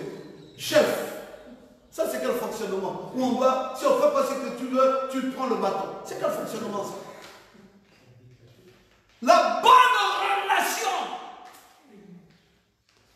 est fondée sur un pilier appelé le respect mutuel. Amen. Prenez quand même l'avis de quelqu'un, même si c'est votre partenaire, prenez son avis, prenez, dites-lui qu'est-ce que tu penses, comment tu vois, et il peut t'apporter quelque chose. Même un enfant, un simple enfant dans la maison, son avis compte. Ne faites pas comme si vous voulez. Oui, c'est mon enfant. Il doit venir me faire le travail. Il fait le travail, bah, c'est mon petit, ça va, tant pis. Oh, comment tu traites les gens comme ça? Sans respect. Hier, je faisais travailler un petit frère ici, un tout petit frère. Il a travaillé pour moi, il a fini. J'ai pris 120 000 hier. Je lui ai dit, tiens, pour le travail que tu as fait. Il m'a regardé avec une larme aux yeux. Il m'a dit, tu me payes 120 000. J'ai dit, oui, tu as travaillé. Amen. Il dit, je ne m'y attendais pas. J'ai dit, mais le respect mutuel. Amen. Veut que je considère ton travail et je te paye. Ce petit frère-là, demain, quand je lui dirai, viens, j'ai encore besoin de toi, il va courir. Amen. Il va dire, le grand frère là, c'est un grand frère juste. Amen. Il n'est pas quelqu'un qui exploite les gens. J'ai passé 4 jours chez lui, j'ai travaillé 5 jours chez lui, j'ai travaillé, voici comment il m'a récompensé. C'est un bon grand frère. Mais vous avez de ces grands frères qui disent, ah, petit, c'est la famille. Oh, la famille comment? L'atmosphère n'est pas bonne. Les 4 jours là, je vais te prêter ça quelque part, je vais gagner de l'argent. J'ai pris 4 jours pour être chez toi et tu me dis c'est la famille. Sous quelle base? Et après demain, vous avez dit petit viens. Il ne vient pas. Vous voyez, la forêt est impolie. Je l'ai appelé. Tu as oublié toi-même. Ta façon de fonctionner n'est pas, il n'y a pas le respect dans ta façon de faire. Amen. Quand tu veux employer quelqu'un que tu ne peux pas le payer, dis-le-lui à l'avance. Dis-lui, tu sais, bon, moi, je voudrais, mais je ne peux pas, Il prend ses dispositions. Il finit son chantier, il vient te dépanner. Mais tu ne l'empêches pas de ne pas faire son travail et après tu ne payes pas. Il a sa maison à payer, il a sa femme à entretenir, il a ses choses à faire. Le respect mutuel. Amen. Beaucoup ne l'ont pas. Ce trait de caractère, beaucoup ne l'ont pas. Ils exploitent les autres. Ils travaillent sous le dos des autres. Ils piétinent les autres. Ils s'en foutent des avis des autres. Maintenant, ce que j'enseigne ici n'est pas enseigné dans toutes les églises. Amen. Je vous ai dit 95% de notre marche sur la terre est liée par la vision. Amen. Après que j'ai fini par vous donner toutes les doctrines nécessaires, je suis maintenant en train de vous donner tout ce qui est attaché à la terre. Amen. Si tu veux bien vivre sur cette terre, il y a une vision. Et il faut comprendre cette vision. Elle est donc, déjà, j'ai commencé par les atmosphères. Je suis en train de vous montrer les degrés d'atmosphère. Amen. Et là, nous sommes dans la convivialité sur le plan relationnel. Amen. On doit s'accorder. Même ta femme, tu dois la respecter. Amen. Vous allez voir, le mariage qui a commencé, après ça s'est gaspillé. Et les atmosphères dans la maison, c'est que la femme bouge. Et les atmosphères dans la maison, c'est que la femme maintenant va faire ce qu'elle veut. Vous posez à la femme la question, mais pourquoi tu fais ça? Il dit, allez lui demander lui-même. Qui a commencé à trahir l'union? C'est lui qui a commencé à coucher avec d'autres femmes. Et il attendait quoi de lui? Il a commencé, et moi je n'ai fait que suivre son pas. C'est fini. C'est une maison pourrie. La fidélité ne va plus exister. Parce que vous avez commencé. Paf! Allez lui demander. Moi, je suis venu dans son foyer, je ne me connaissais pas insulter. Qui a commencé à m'insulter? C'est lui, le premier à m'insulter. Il m'a insulté. Vous voulez maintenant que je fasse quoi? Je suis maintenant habitué aux insultes. Moi aussi, quand il me provoque, je l'insulte. C'est un foyer des insultes. C'est un foyer de bagarre. C'est un foyer, ceci, la relation est mise en doute. Parce que les gens n'ont pas compris le principe de la convivialité relationnelle. Ça se tient sur le respect. Amen. Frère, si vous voulez qu'on vous respecte, respectez-vous vous-même. Amen. Je vois des pasteurs qui menacent leurs brebis. Je me dis, mais mon Dieu, ils n'ont rien enseigné, ces pasteurs. Toute leur vie en train de menacer la brebis. La brebis, là, va te respecter comme nous. La brebis est ta brebis parce qu'elle veut apprendre de toi. Amen. Mais tu montres quel exemple? Qu'est-ce que tu lui enseignes? Cette brebis ne peut pas s'inspirer de toi. Parce que tu n'enseignes rien. Amen. Pour toi, c'est la colère. Tu vois que la prédication, c'est la colère ou l'enseignement, c'est la colère? Oh, la parole, la parole, la parole, pour la parole. Frère, ce qui fait notre vie ici, là, c'est la parole. C'est pas les histoires. Même quand vous dites que vous priez là, ce que vous récitez de votre bouche, c'est quoi? C'est la parole. Amen. Le Dieu d'Abraham, toi qui avais aidé ceci, toi qui avais fait cela, c'est pas la parole que vous recevez. C'est la parole qui est le tremplin. C'est la parole qui est la base. C'est la parole qui est le fondement. Si vous n'avez pas la parole, il n'y a pas de prière. Même la délivrance ne viendra pas. Vous vous demandez que oui, cette église ne fait pas la délivrance, docteur Nouma ne fait pas la délivrance. Vous êtes malade quand vous dites ça. Parce que vous ne comprenez pas. La délivrance se passe dans la parole. Si quelqu'un ne savait pas respecter son partenaire, à partir d'aujourd'hui, cette personne est délivrée parce que le respect de s'installer dans sa vie. C'est tous les jours que nous faisons la délivrance. Mais vous dites que vous voulez une certaine marque de délivrance dénominationnelle. Parce que la marque de délivrance dénominationnelle, c'est que lui-même ne sait pas que tu as un problème de respect mutuel. Il t'impose les mains pour que le foyer se rétablisse. Le foyer là ne se rétablira jamais. Parce qu'il y avait le problème qui était là, et que lui, le pasteur, ne pouvait pas détecter. Le problème, c'est le respect mutuel. Une brebis respecte son pasteur. Amen. Une brebis respecte. De la même manière que tu respectes ton chef au travail. C'est comme ça que tu respectes ton pasteur. Tu dois, même quand tu ne lui as pas payé la dîme, tu dois lui demander de présenter des excuses. C'est pas ce que vous faites, frère. Tu ne payes pas la dîme et tu es là tranquille. Il n'y a pas de respect. Tu dois appeler le pasteur pour lui dire, cher pasteur, j'ai eu un retard de salaire, excuse-moi, j'aurais pu te payer la dîme. Mais c'est le respect mutuel. C'est juste. J'ai un locataire qui devait me payer depuis le 31, il me paye le 15. Mais le 30, il m'a déjà appelé. Il dit, allô, oui, monsieur Maman, oui, excusez-moi, je ne saurais pas vous payer le 31 parce que j'ai un décalage, j'ai un retard, je vais vous payer le 15. Vraiment, excusez-moi. Je dis, non, ça va très bien, ça me va. Rien que ce respect m'amène à le respecter. Parce qu'il n'entend pas que je vienne encore lui dire, mais mon argent, mais depuis là, le mois est fini, tu ne m'as rien dit. Même ton gardien, il faut le respecter. Même le chat. Tu veux que le chat s'entende avec toi, respecte-le. Donne-lui sa bouffe au moment où il doit bouffer. Ne le néglige pas, ne le sous-estime pas. Si tu ne voulais pas d'un chat, il ne fallait pas le mettre chez toi. Tu ne peux pas mettre un chat et puis tu commences à le négliger, à le sous-estimer. Vous entendrez que le chien a mordu son patron. Mais parce que le patron ne l'a pas respecté. Vous êtes bien? J'arrête ou je continue?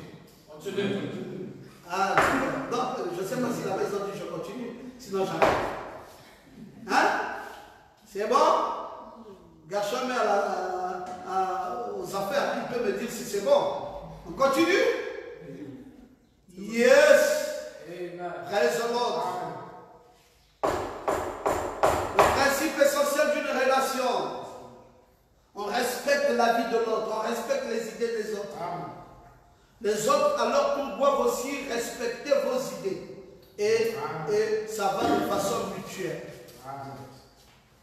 J'ai dit qu'il y a des piliers indéniables.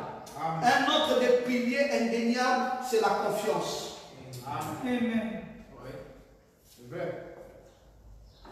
Nous sommes sur le relationnel. La confiance. Frère, j'aime beaucoup cette affaire-ci. La confiance.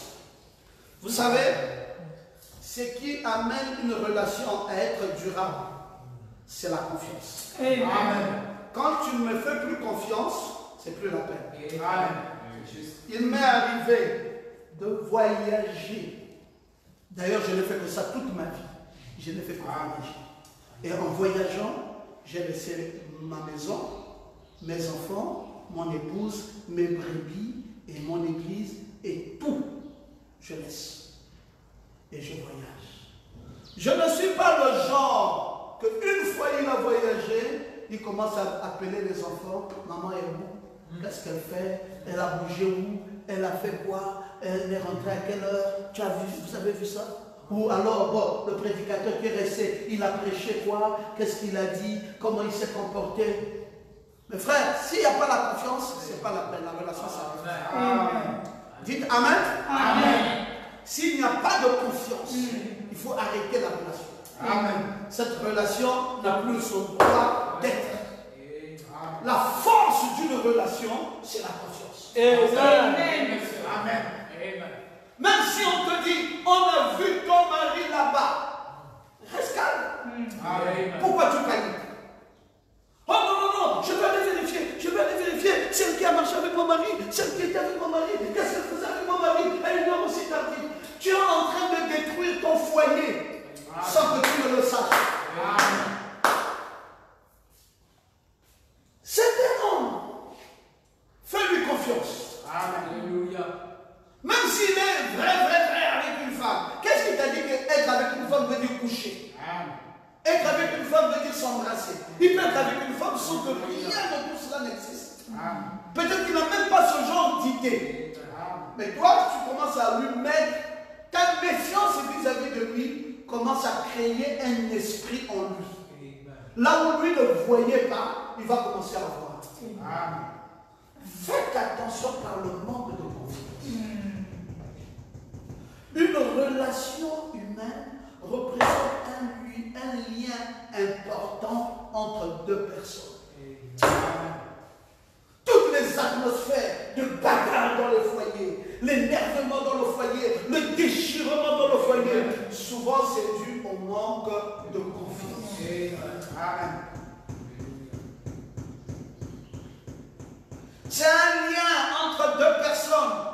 Ce lien ne peut pas tenir s'il n'est pas renforcé par la confiance. Amen. Je te fais confiance, mon frère, tiens l'argent, va payer ce que tu as payé. Oh bon, la facture, je dis non, c'est bon. Je te fais confiance. Amen. Je suis allé en Indochine, non, pas Indochine, non, plutôt, c'était pas en Indochine. Oh, il faut que ça me revienne. Juste avant d'arriver en Indochine, parce que j'étais allé à Jakarta. Mais avant d'arriver à Jakarta, je suis arrivé dans ce beau pays, là, cette belle ville qu'on parle, réputée très bonne ville. Singapour. Je suis arrivé à Singapour. C'était en 2011. J'étais à Singapour. Quand je me suis retrouvé à Singapour, j'ai été frappé par une chose, mes frères, vraiment frappé. Jusqu'à présent, c'est resté comme une marque dans mon esprit. Vous voyez, là où on vend des jus, en Afrique du Sud, généralement, c'est des réfrigérateurs, mais à sous. C'est-à-dire, même en France, tu mets la pièce et puis le jus tombe. Mais à Singapour, j'ai trouvé le contraire de ça. J'ai trouvé un pot d'argent à côté et un réfrigérateur ouvert, libre. Oh, mes frères, ça, c'était la meilleure. Et personne ne contrôle, non, personne ne le contrôle. C'est-à-dire que la personne a mis son réfrigérateur avec un pot d'argent et ne contrôle pas, a mis simplement les prix. Et il est parti. Il vient une fois la semaine pour venir prendre l'argent. Amen. Le commerce fonctionne seul. Mais mes frères, je me suis dit, mais personne ne vole. Personne ne vole.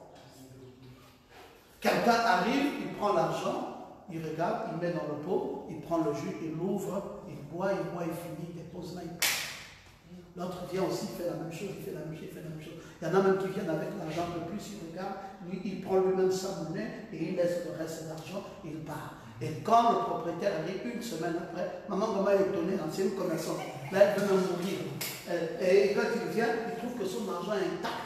Personne, 5 francs n'a pas cherché son frère comme on dit au Cameroun.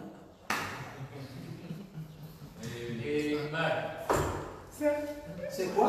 La confiance. Vous savez pourquoi nous avons créé les voleurs? Parce qu'on surveille trop. Trop de surveillance attire les voleurs. Quand tu te méfies que quelque chose t'arrive, c'est même la chose là même Vraiment. qui va t'arriver. Amen. Parce que tu te méfies tellement que ça va t'arriver. Il y a un problème de confiance. C'est pour ça qu'on est toujours en train de s'enfermer. Tout est fermé, tout est fermé. Tu sors de la chambre, tu fermes. Tu vas dans la chambre, tu fermes. Tu sors de la chambre, tu fermes. Tu ne peux pas laisser les portes ouvertes. Les gens ont peur. Peur de quoi? Quand ta vie est transparente, tu ne peux plus avoir peur. Amen. Amen. Je suis l'une des rares personnes qui amène tout le monde dans ma chambre. Tout le monde, même les inconnus. Je suis l'une des rares personnes qui fait ça. J'ouvre la porte, je dis, quand je dis je te fais visiter ma maison, ça veut dire que je te ferai visiter ma chambre. Ma femme n'aime pas ça, je dis c'est ton problème. Je ne peux pas faire visiter la maison sans faire visiter la chambre. Je cache quoi dans cette chambre? Je n'ai rien à cacher. Si je te fais visiter la maison, je te ferai visiter ma chambre. J'ouvrirai la porte. Généralement, quand je fais visiter les gens dans la maison, il n'y a que les chambres des enfants qui sont fermées qui ne visitent pas. Ils visitent ma chambre, mais ils ne visitent pas la chambre. Parce qu'il est toujours en train de... Je ne sais pas, frère, on cache quoi? La vie ici, c'est la confiance. Amen. C'est la confiance.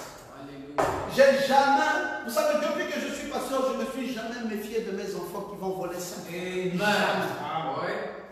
Amen. Mon argent, c'est Becky qui garde, c'est Sarah qui garde, c'est n'importe qui garde, c'est toujours à découvert. C'est jamais caché. Et il y a que les gens qui ont peur et qui se méfient des autres qui cachent. Mais les gens, comme nous autres, c'est à découvert. On est là. Parce que je sais que sur le plan relationnel, s'il n'y a pas la confiance, ça veut dire que c'est foutu. Tu seras tout le temps en train d'accuser. Oh, bon, ma femme, j'avais mis ici là. Où est l'argent? L'argent a disparu. Non, sors-moi mon argent. Tu me vomis ça. Tu me vomis ça aujourd'hui. La pauvre dit, mais je n'ai pas pris, je n'ai même pas vu. Tu me vomis ça, quoi? Mon argent. Ou c'est toi ou c'est moi. C'est fini. La relation est brouillée. Et quand il n'y a pas la confiance, c'est dangereux. Amen. Alors, dites encore amen. Amen. Le fait de faire confiance à ses proches permet de développer son sens du relationnel. Là, ça se développe davantage. Il y a la confiance. Et quand il y a la confiance, c'est tranquille. On marche, ça glisse, ça glisse. Personne ne se méfie de personne. Ça glisse.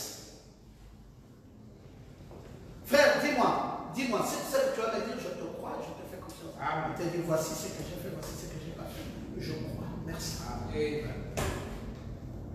Non, tu n'as pas tout dit. Tu veux que je dise ça de quelle manière? Ou tu me fais confiance ou tu ne me fais pas confiance. Ah non, parce que toi tu es un menteur. Et quand il dit menteur, il a pris bien le mot menteur. Quand tu me dis ça, tu veux que nous fonctionnons encore de quelle manière? Si je suis un menteur et ce que je dis n'est pas vrai, alors la relation là va fonctionner comment? C'est une relation déjà éteinte. C'est une relation finie. Apprenez à faire confiance à vos amis. Apprenez à faire confiance à vos époux, à vos épouses. Apprenez à faire confiance à vos voisins. Apprenez à faire confiance à vos collègues. Apprenez à faire confiance à tout le monde, à vos parents. Faites-vous confiance les uns les autres.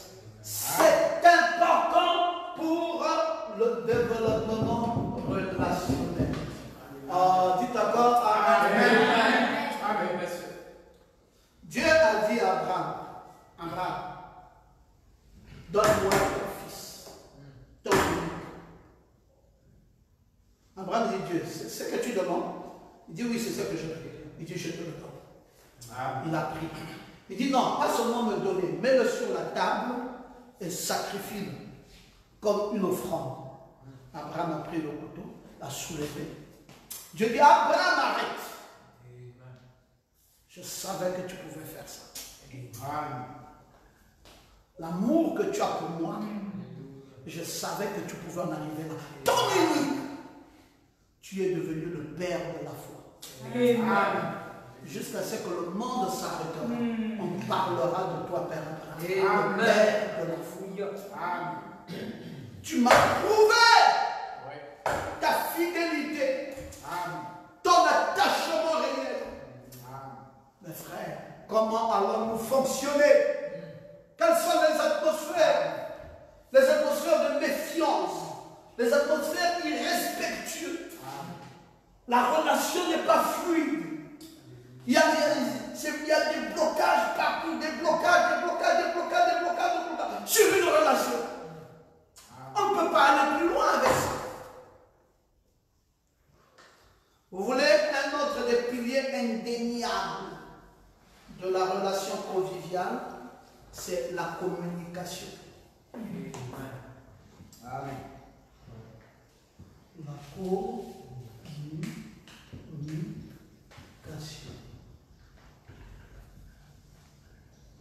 Oh les amis, ça, c'est un point important. On ne peut pas être des amis si on ne communique pas. Vous arrivez le soir, la femme est dans son coin. Quoi, il y a un problème? Quoi, tu veux un problème? Mais tu es dans ton coin, gonflé. Tu ne parles à personne, personne ne te parle. Il n'y a pas une amitié. Amen. L'amitié est fondée sur la communication. Dites encore Amen. Amen. On doit échanger. Il faut échanger permanemment. Échanger permanemment. Aucune relation ne peut fonctionner si elle n'est pas basée sur une communication ouverte. Une communication claire. Une communication simple entre les personnes qui sont amies. On doit communiquer. Voyez, ils sont mariés, mais ils ne communiquent pas. Le matin arrive, l'homme là est dans son WhatsApp. Il communique avec le WhatsApp. La femme communique avec le WhatsApp. Mais arrêtez ça. Il y a un temps pour le WhatsApp, il y a un temps pour le film, il y a un temps pour communiquer. Tu n'étais pas là du matin jusqu'au soir. Tu es venu rentrer tard. Maintenant tu es parti prendre ta douche directement planté devant Novelas. Tu communiques avec Novelas. Et donc l'homme là que Dieu a mis à tes côtés là, c'est quoi? C'est un bâton. La journée dehors, la nuit Novelas. Après, elle dort. Elle se réveille le matin. Elle est encore partie. Elle rentre le soir, Novelas. Après, le matin, parti. Après, on rentre encore Novelas. Arrêtez ça. Un vrai homme prendrait la télévision là, casserait ça. C'est un vrai homme. Il faut dire, je veux la communication. Amen. Parce que la relation est liée. Je dis bien liée à la communication. Amen. On doit communiquer. Comment la journée? Comment ça a été? Qui tu as rencontré? Qui tu as parlé avec? Comment tu as vu les choses? et tout. Quelles sont les nouvelles? Ça échange, ça rigole, ça échange. Ah, je vais te raconter quelque chose que j'ai vécu la veille. Je vais te raconter ce que moi j'ai entendu. Je vais te raconter ce que j'ai vu. Et ça, tu sens que si le partenaire n'est pas là, c'est comme si tu es plat. Et quand il arrive, tu te dégages parce que tu as quelqu'un avec qui communiquer. Amen. L'une des qualifications d'un bon partenaire, c'est un partenaire aussi qui communique. Amen. Quand tu as la malchance d'avoir une femme qui ne sait pas parler ou qui ne parle pas, soi-disant, elle est comme ça. Elle est mauvaise déjà pour commencer. Si elle est comme ça, c'est qu'elle est mauvaise pour commencer. Elle ne doit pas être comme ça. On doit communiquer. Amen. Il faut qu'on parle. On doit échanger. La communication est d'autant plus importante dans une relation. Il faut qu'on échange. Il faut qu'on parle. Il faut que tu me dises ce que tu penses. Et moi, je dois te dire ce que je pense. Et nous devons échanger. Amen. Quand j'étudiais sur le leadership, on nous avait appris, il y avait un module qui était la communication dans le leadership, et on nous parlait de la communication interpersonnelle ou la communication intrapersonnelle. Donc, il y a des communications où il y a des gens qui communiquent avec lui-même, mais il ne sait pas communiquer avec les autres. Donc, il est toujours en train de mijoter des choses, mais c'est en lui. Ça ne sort jamais. Ce n'est pas un bon partenaire. Si on doit communiquer, tu dois me dire. Et je dois te dire. On doit échanger. Il faudrait qu'il y ait une ouverture d'esprit. Parce que la paix, la joie, la vie vient par le fait de communiquer. C'est parce que nous parlons. Vous savez, parfois, il y a des zones d'ombre. Mais quand vous parlez, ces zones d'ombre s'effacent. Bon, je n'étais pas content de toi, oui. Qu'est-ce que j'ai fait? Voici ce que tu as fait, voici ce que tu as fait, voici ce que tu as fait. Je voulais aussi t'écouter. Tu t'arrêtes, l'autre part. Écoute, en fonction de ce que tu as dit, voici. Ah, excuse-moi, je ne savais même pas que c'était comme ça. Et à force d'avoir communiqué, l'éclaircissement est venu. Et puis c'est fini. Le problème est passé. Comment peut-on créer une bonne atmosphère si l'on ne communique pas? S'il n'y a pas une communication, l'atmosphère sera faussée. Vous voulez l'atmosphère, une bonne atmosphère, communiquez. Dites à quelqu'un, oh bah tu sais, il y a des femmes, elle va rester 10 ans dans un foyer, elle n'a jamais dit à son mari, je t'aime. Oh. Le mari, on lui demande, ta femme t'aime? Ah, je ne sais pas, il faut aller lui demander, parce qu'elle ne m'a jamais dit ça. Donc, je ne sais pas, il faut peut-être lui demander. Dis comment? Est-ce que tu aimes ton mari? Ah, vous voulez que je l'aime encore comment? Il ne voit pas lui-même. Dis, tu lui as jamais dit que tu l'aimais? Il dit, non, si je lui dis ça, sa tête va gonfler. Pourquoi je lui dis que je l'aime? Non, ça reste comme ça. Moi, je ne peux pas aller dire à un homme. Moi, ma mère m'a appris qu'on ne dit jamais à un homme qu'on l'aime. Encore! Ça, déjà, c'est l'atmosphère de la relation à débrouille. C'est une atmosphère qui n'est pas bonne. Un homme, on doit lui chanter ça tous les jours. Que tu es le meilleur homme. Que Dieu m'a fait la grâce d'avoir un homme exceptionnel. Oh mon Dieu, que tu es un bel homme. Vraiment, ton cœur, j'admire ça. Ah, ton dévouement, la façon que tu t'occupes de tes enfants, la façon que tu es dévoué pour la vie, la façon que tu aimes Dieu, la façon que tu te bats pour nous. Non, tu es le meilleur homme qu'on puisse avoir. Dites-le lui, communiquez. Ne dites pas, il lui-même connaît. Il ne connaît rien. Pour qu'il connaisse, tu dois parler. Et toi, frère, la même chose. Depuis que la femme la prépare, tu n'as jamais dit un seul jour si elle prépare bien ou pas. Tu es simplement en train de manger, on constate que tu grossis. Mais, pour dire que la nourriture est bonne, jamais. On constate seulement que tu as pris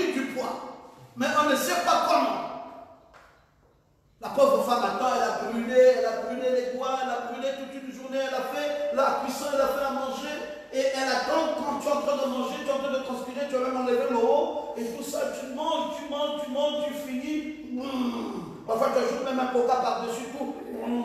Et tu te lèves, tu es parti. La femme attend. Elle attend que tu viennes lui dire comment sa cuisson était. Est-ce que c'était bien? Est-ce que... Tu ne dis rien. Pas de communication. Alors, pas de communication. Je fais des efforts, pas de communication. Je dis ceci, pas de communication. Comme si rien ne se faisait. La communication ne signifie pas le papotage ou des longues discussions. Mais elle signifie au moins savoir parler, exposer un problème. Il faut savoir exposer un problème, exposer pour qu'on trouve des solutions. Si tu ne parles pas, comment allons-nous trouver des solutions?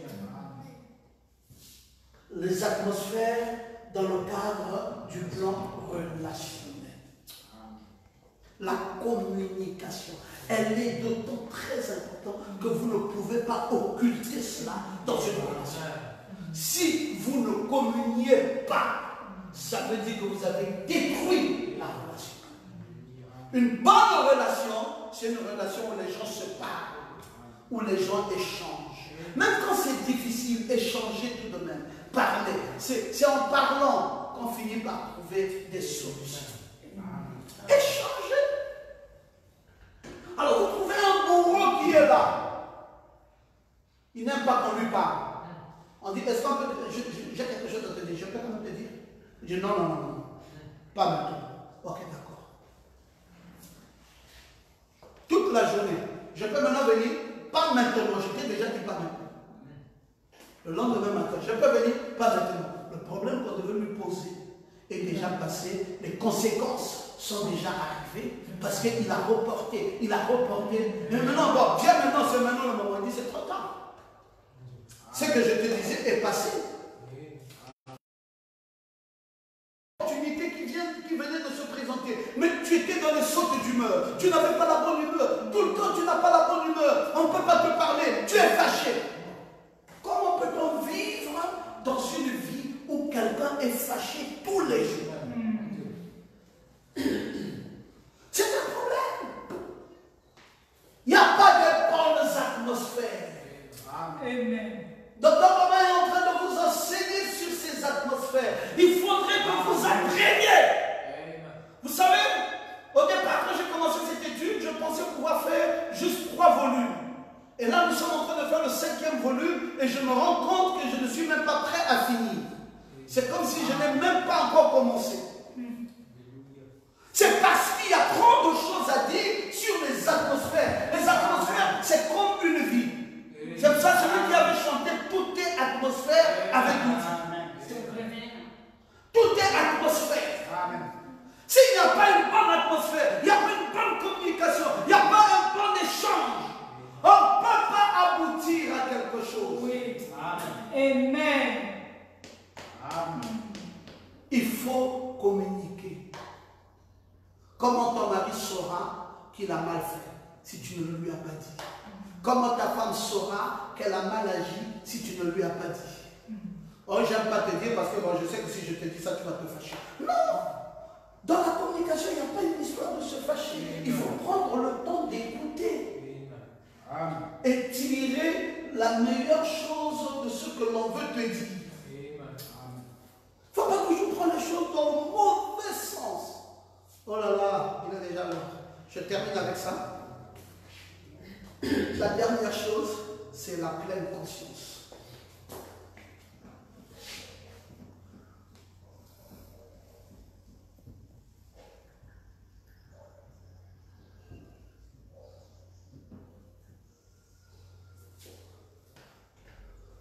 En entreprenant des relations, vous devez être conscient de ce que vous allez faire. On ne cherche pas des relations pour des relations. Je veux être en relation avec un tel. Pourquoi en faire?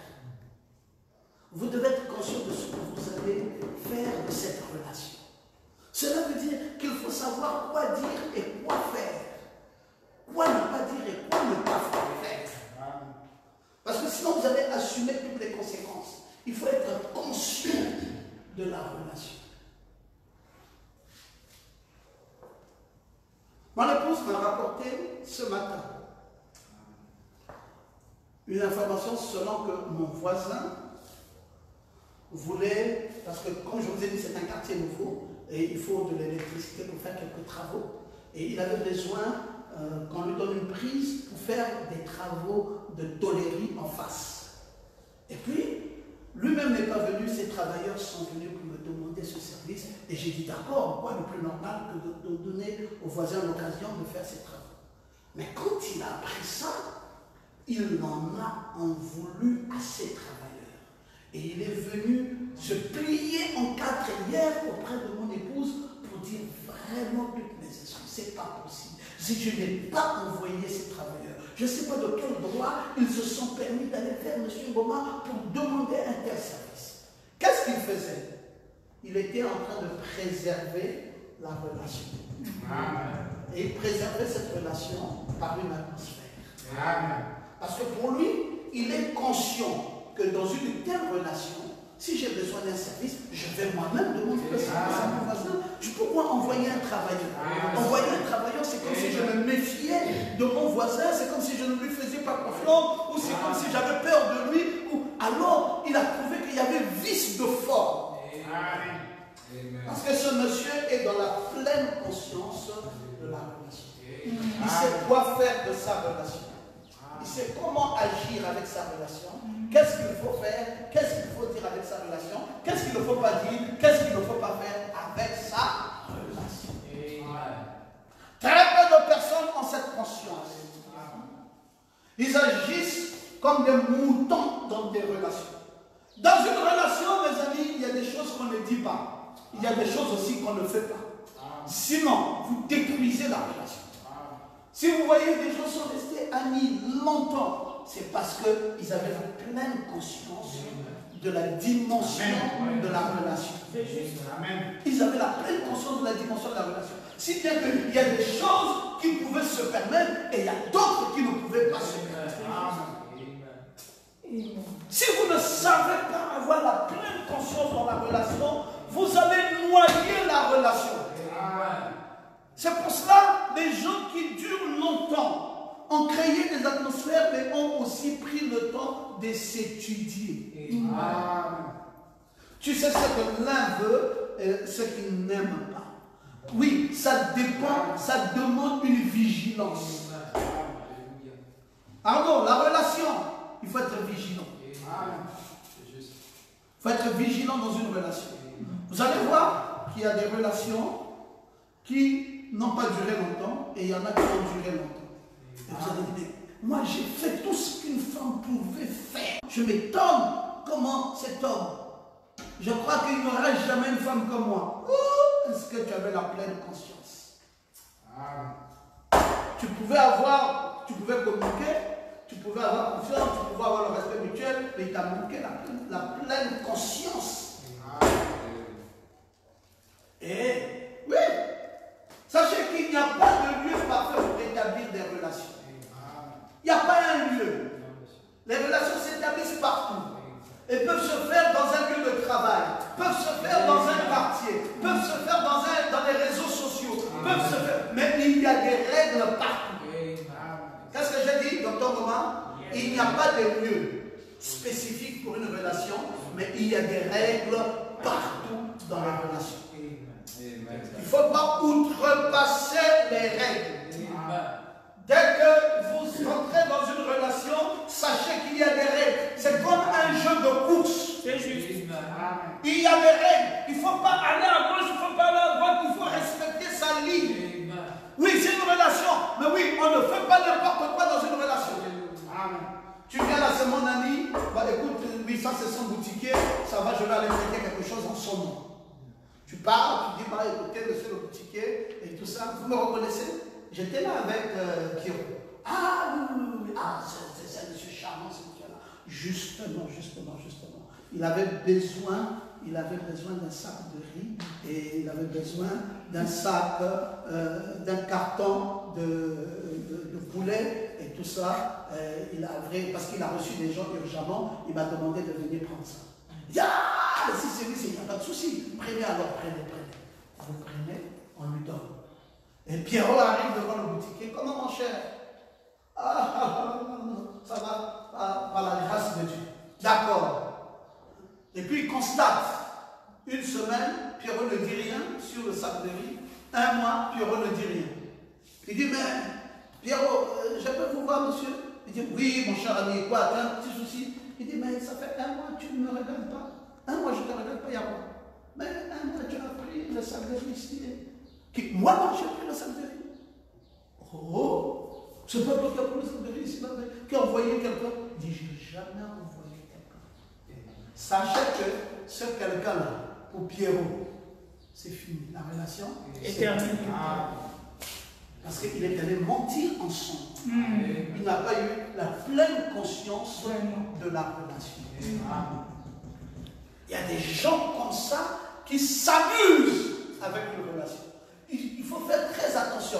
La relation n'a pas de lieu. On peut avoir des relations partout. Dans les réseaux sociaux, on peut avoir une relation. On peut avoir des relations partout. À l'église, on peut avoir des relations. Au quartier, on peut avoir des relations. Au lieu de travail, on peut avoir des relations. Mais les relations qui se trouvent partout ont des règles partout. Amen. Il faut respecter les règles. Il y a des règles à suivre. Il y a des règles, donc ces règles-là, c'est ce qui crée l'atmosphère. C'est ce qui fait que l'ami continue à me faire confiance. Dire cette année-ci, c'est un homme de confiance, c'est un homme de parole, c'est un homme de ceci. Je peux lui faire confiance. Amen. Il y avait trop de choses à dire. Je me rends compte que je n'ai pas encore tout dit, rien que sur le plan relationnel. J'ai encore trop de choses qu'il est déjà dit. Il faut que je m'arrête. Que le Seigneur...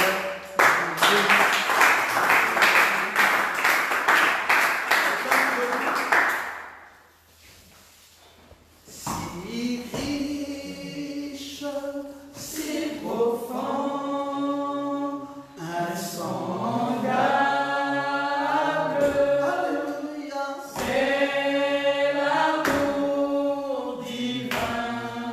Oh, l'amour rédempteur. Oui, pour moi. Pour moi.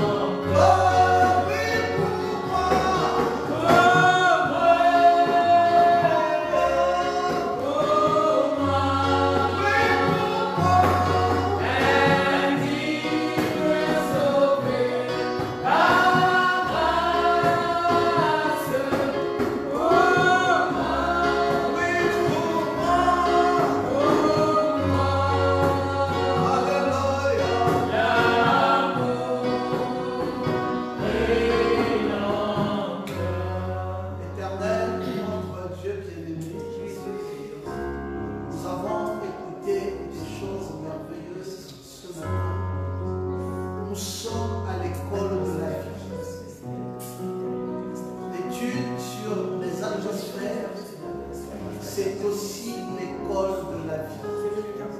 Nous avons appris tellement de choses. Aide-nous, Seigneur, non pas seulement à les écouter, mais surtout à les mettre en pratique. Ces paroles sont importantes. Plusieurs personnes ont créé de mauvaises atmosphères dans cette nouvelle vie, ont créé de mauvaises atmosphères avec leurs relations. Et aujourd'hui ne s'en retrouvent plus parce qu'elles n'ont pas suivi les règles, elles n'ont pas su ce qui était important dans une relation.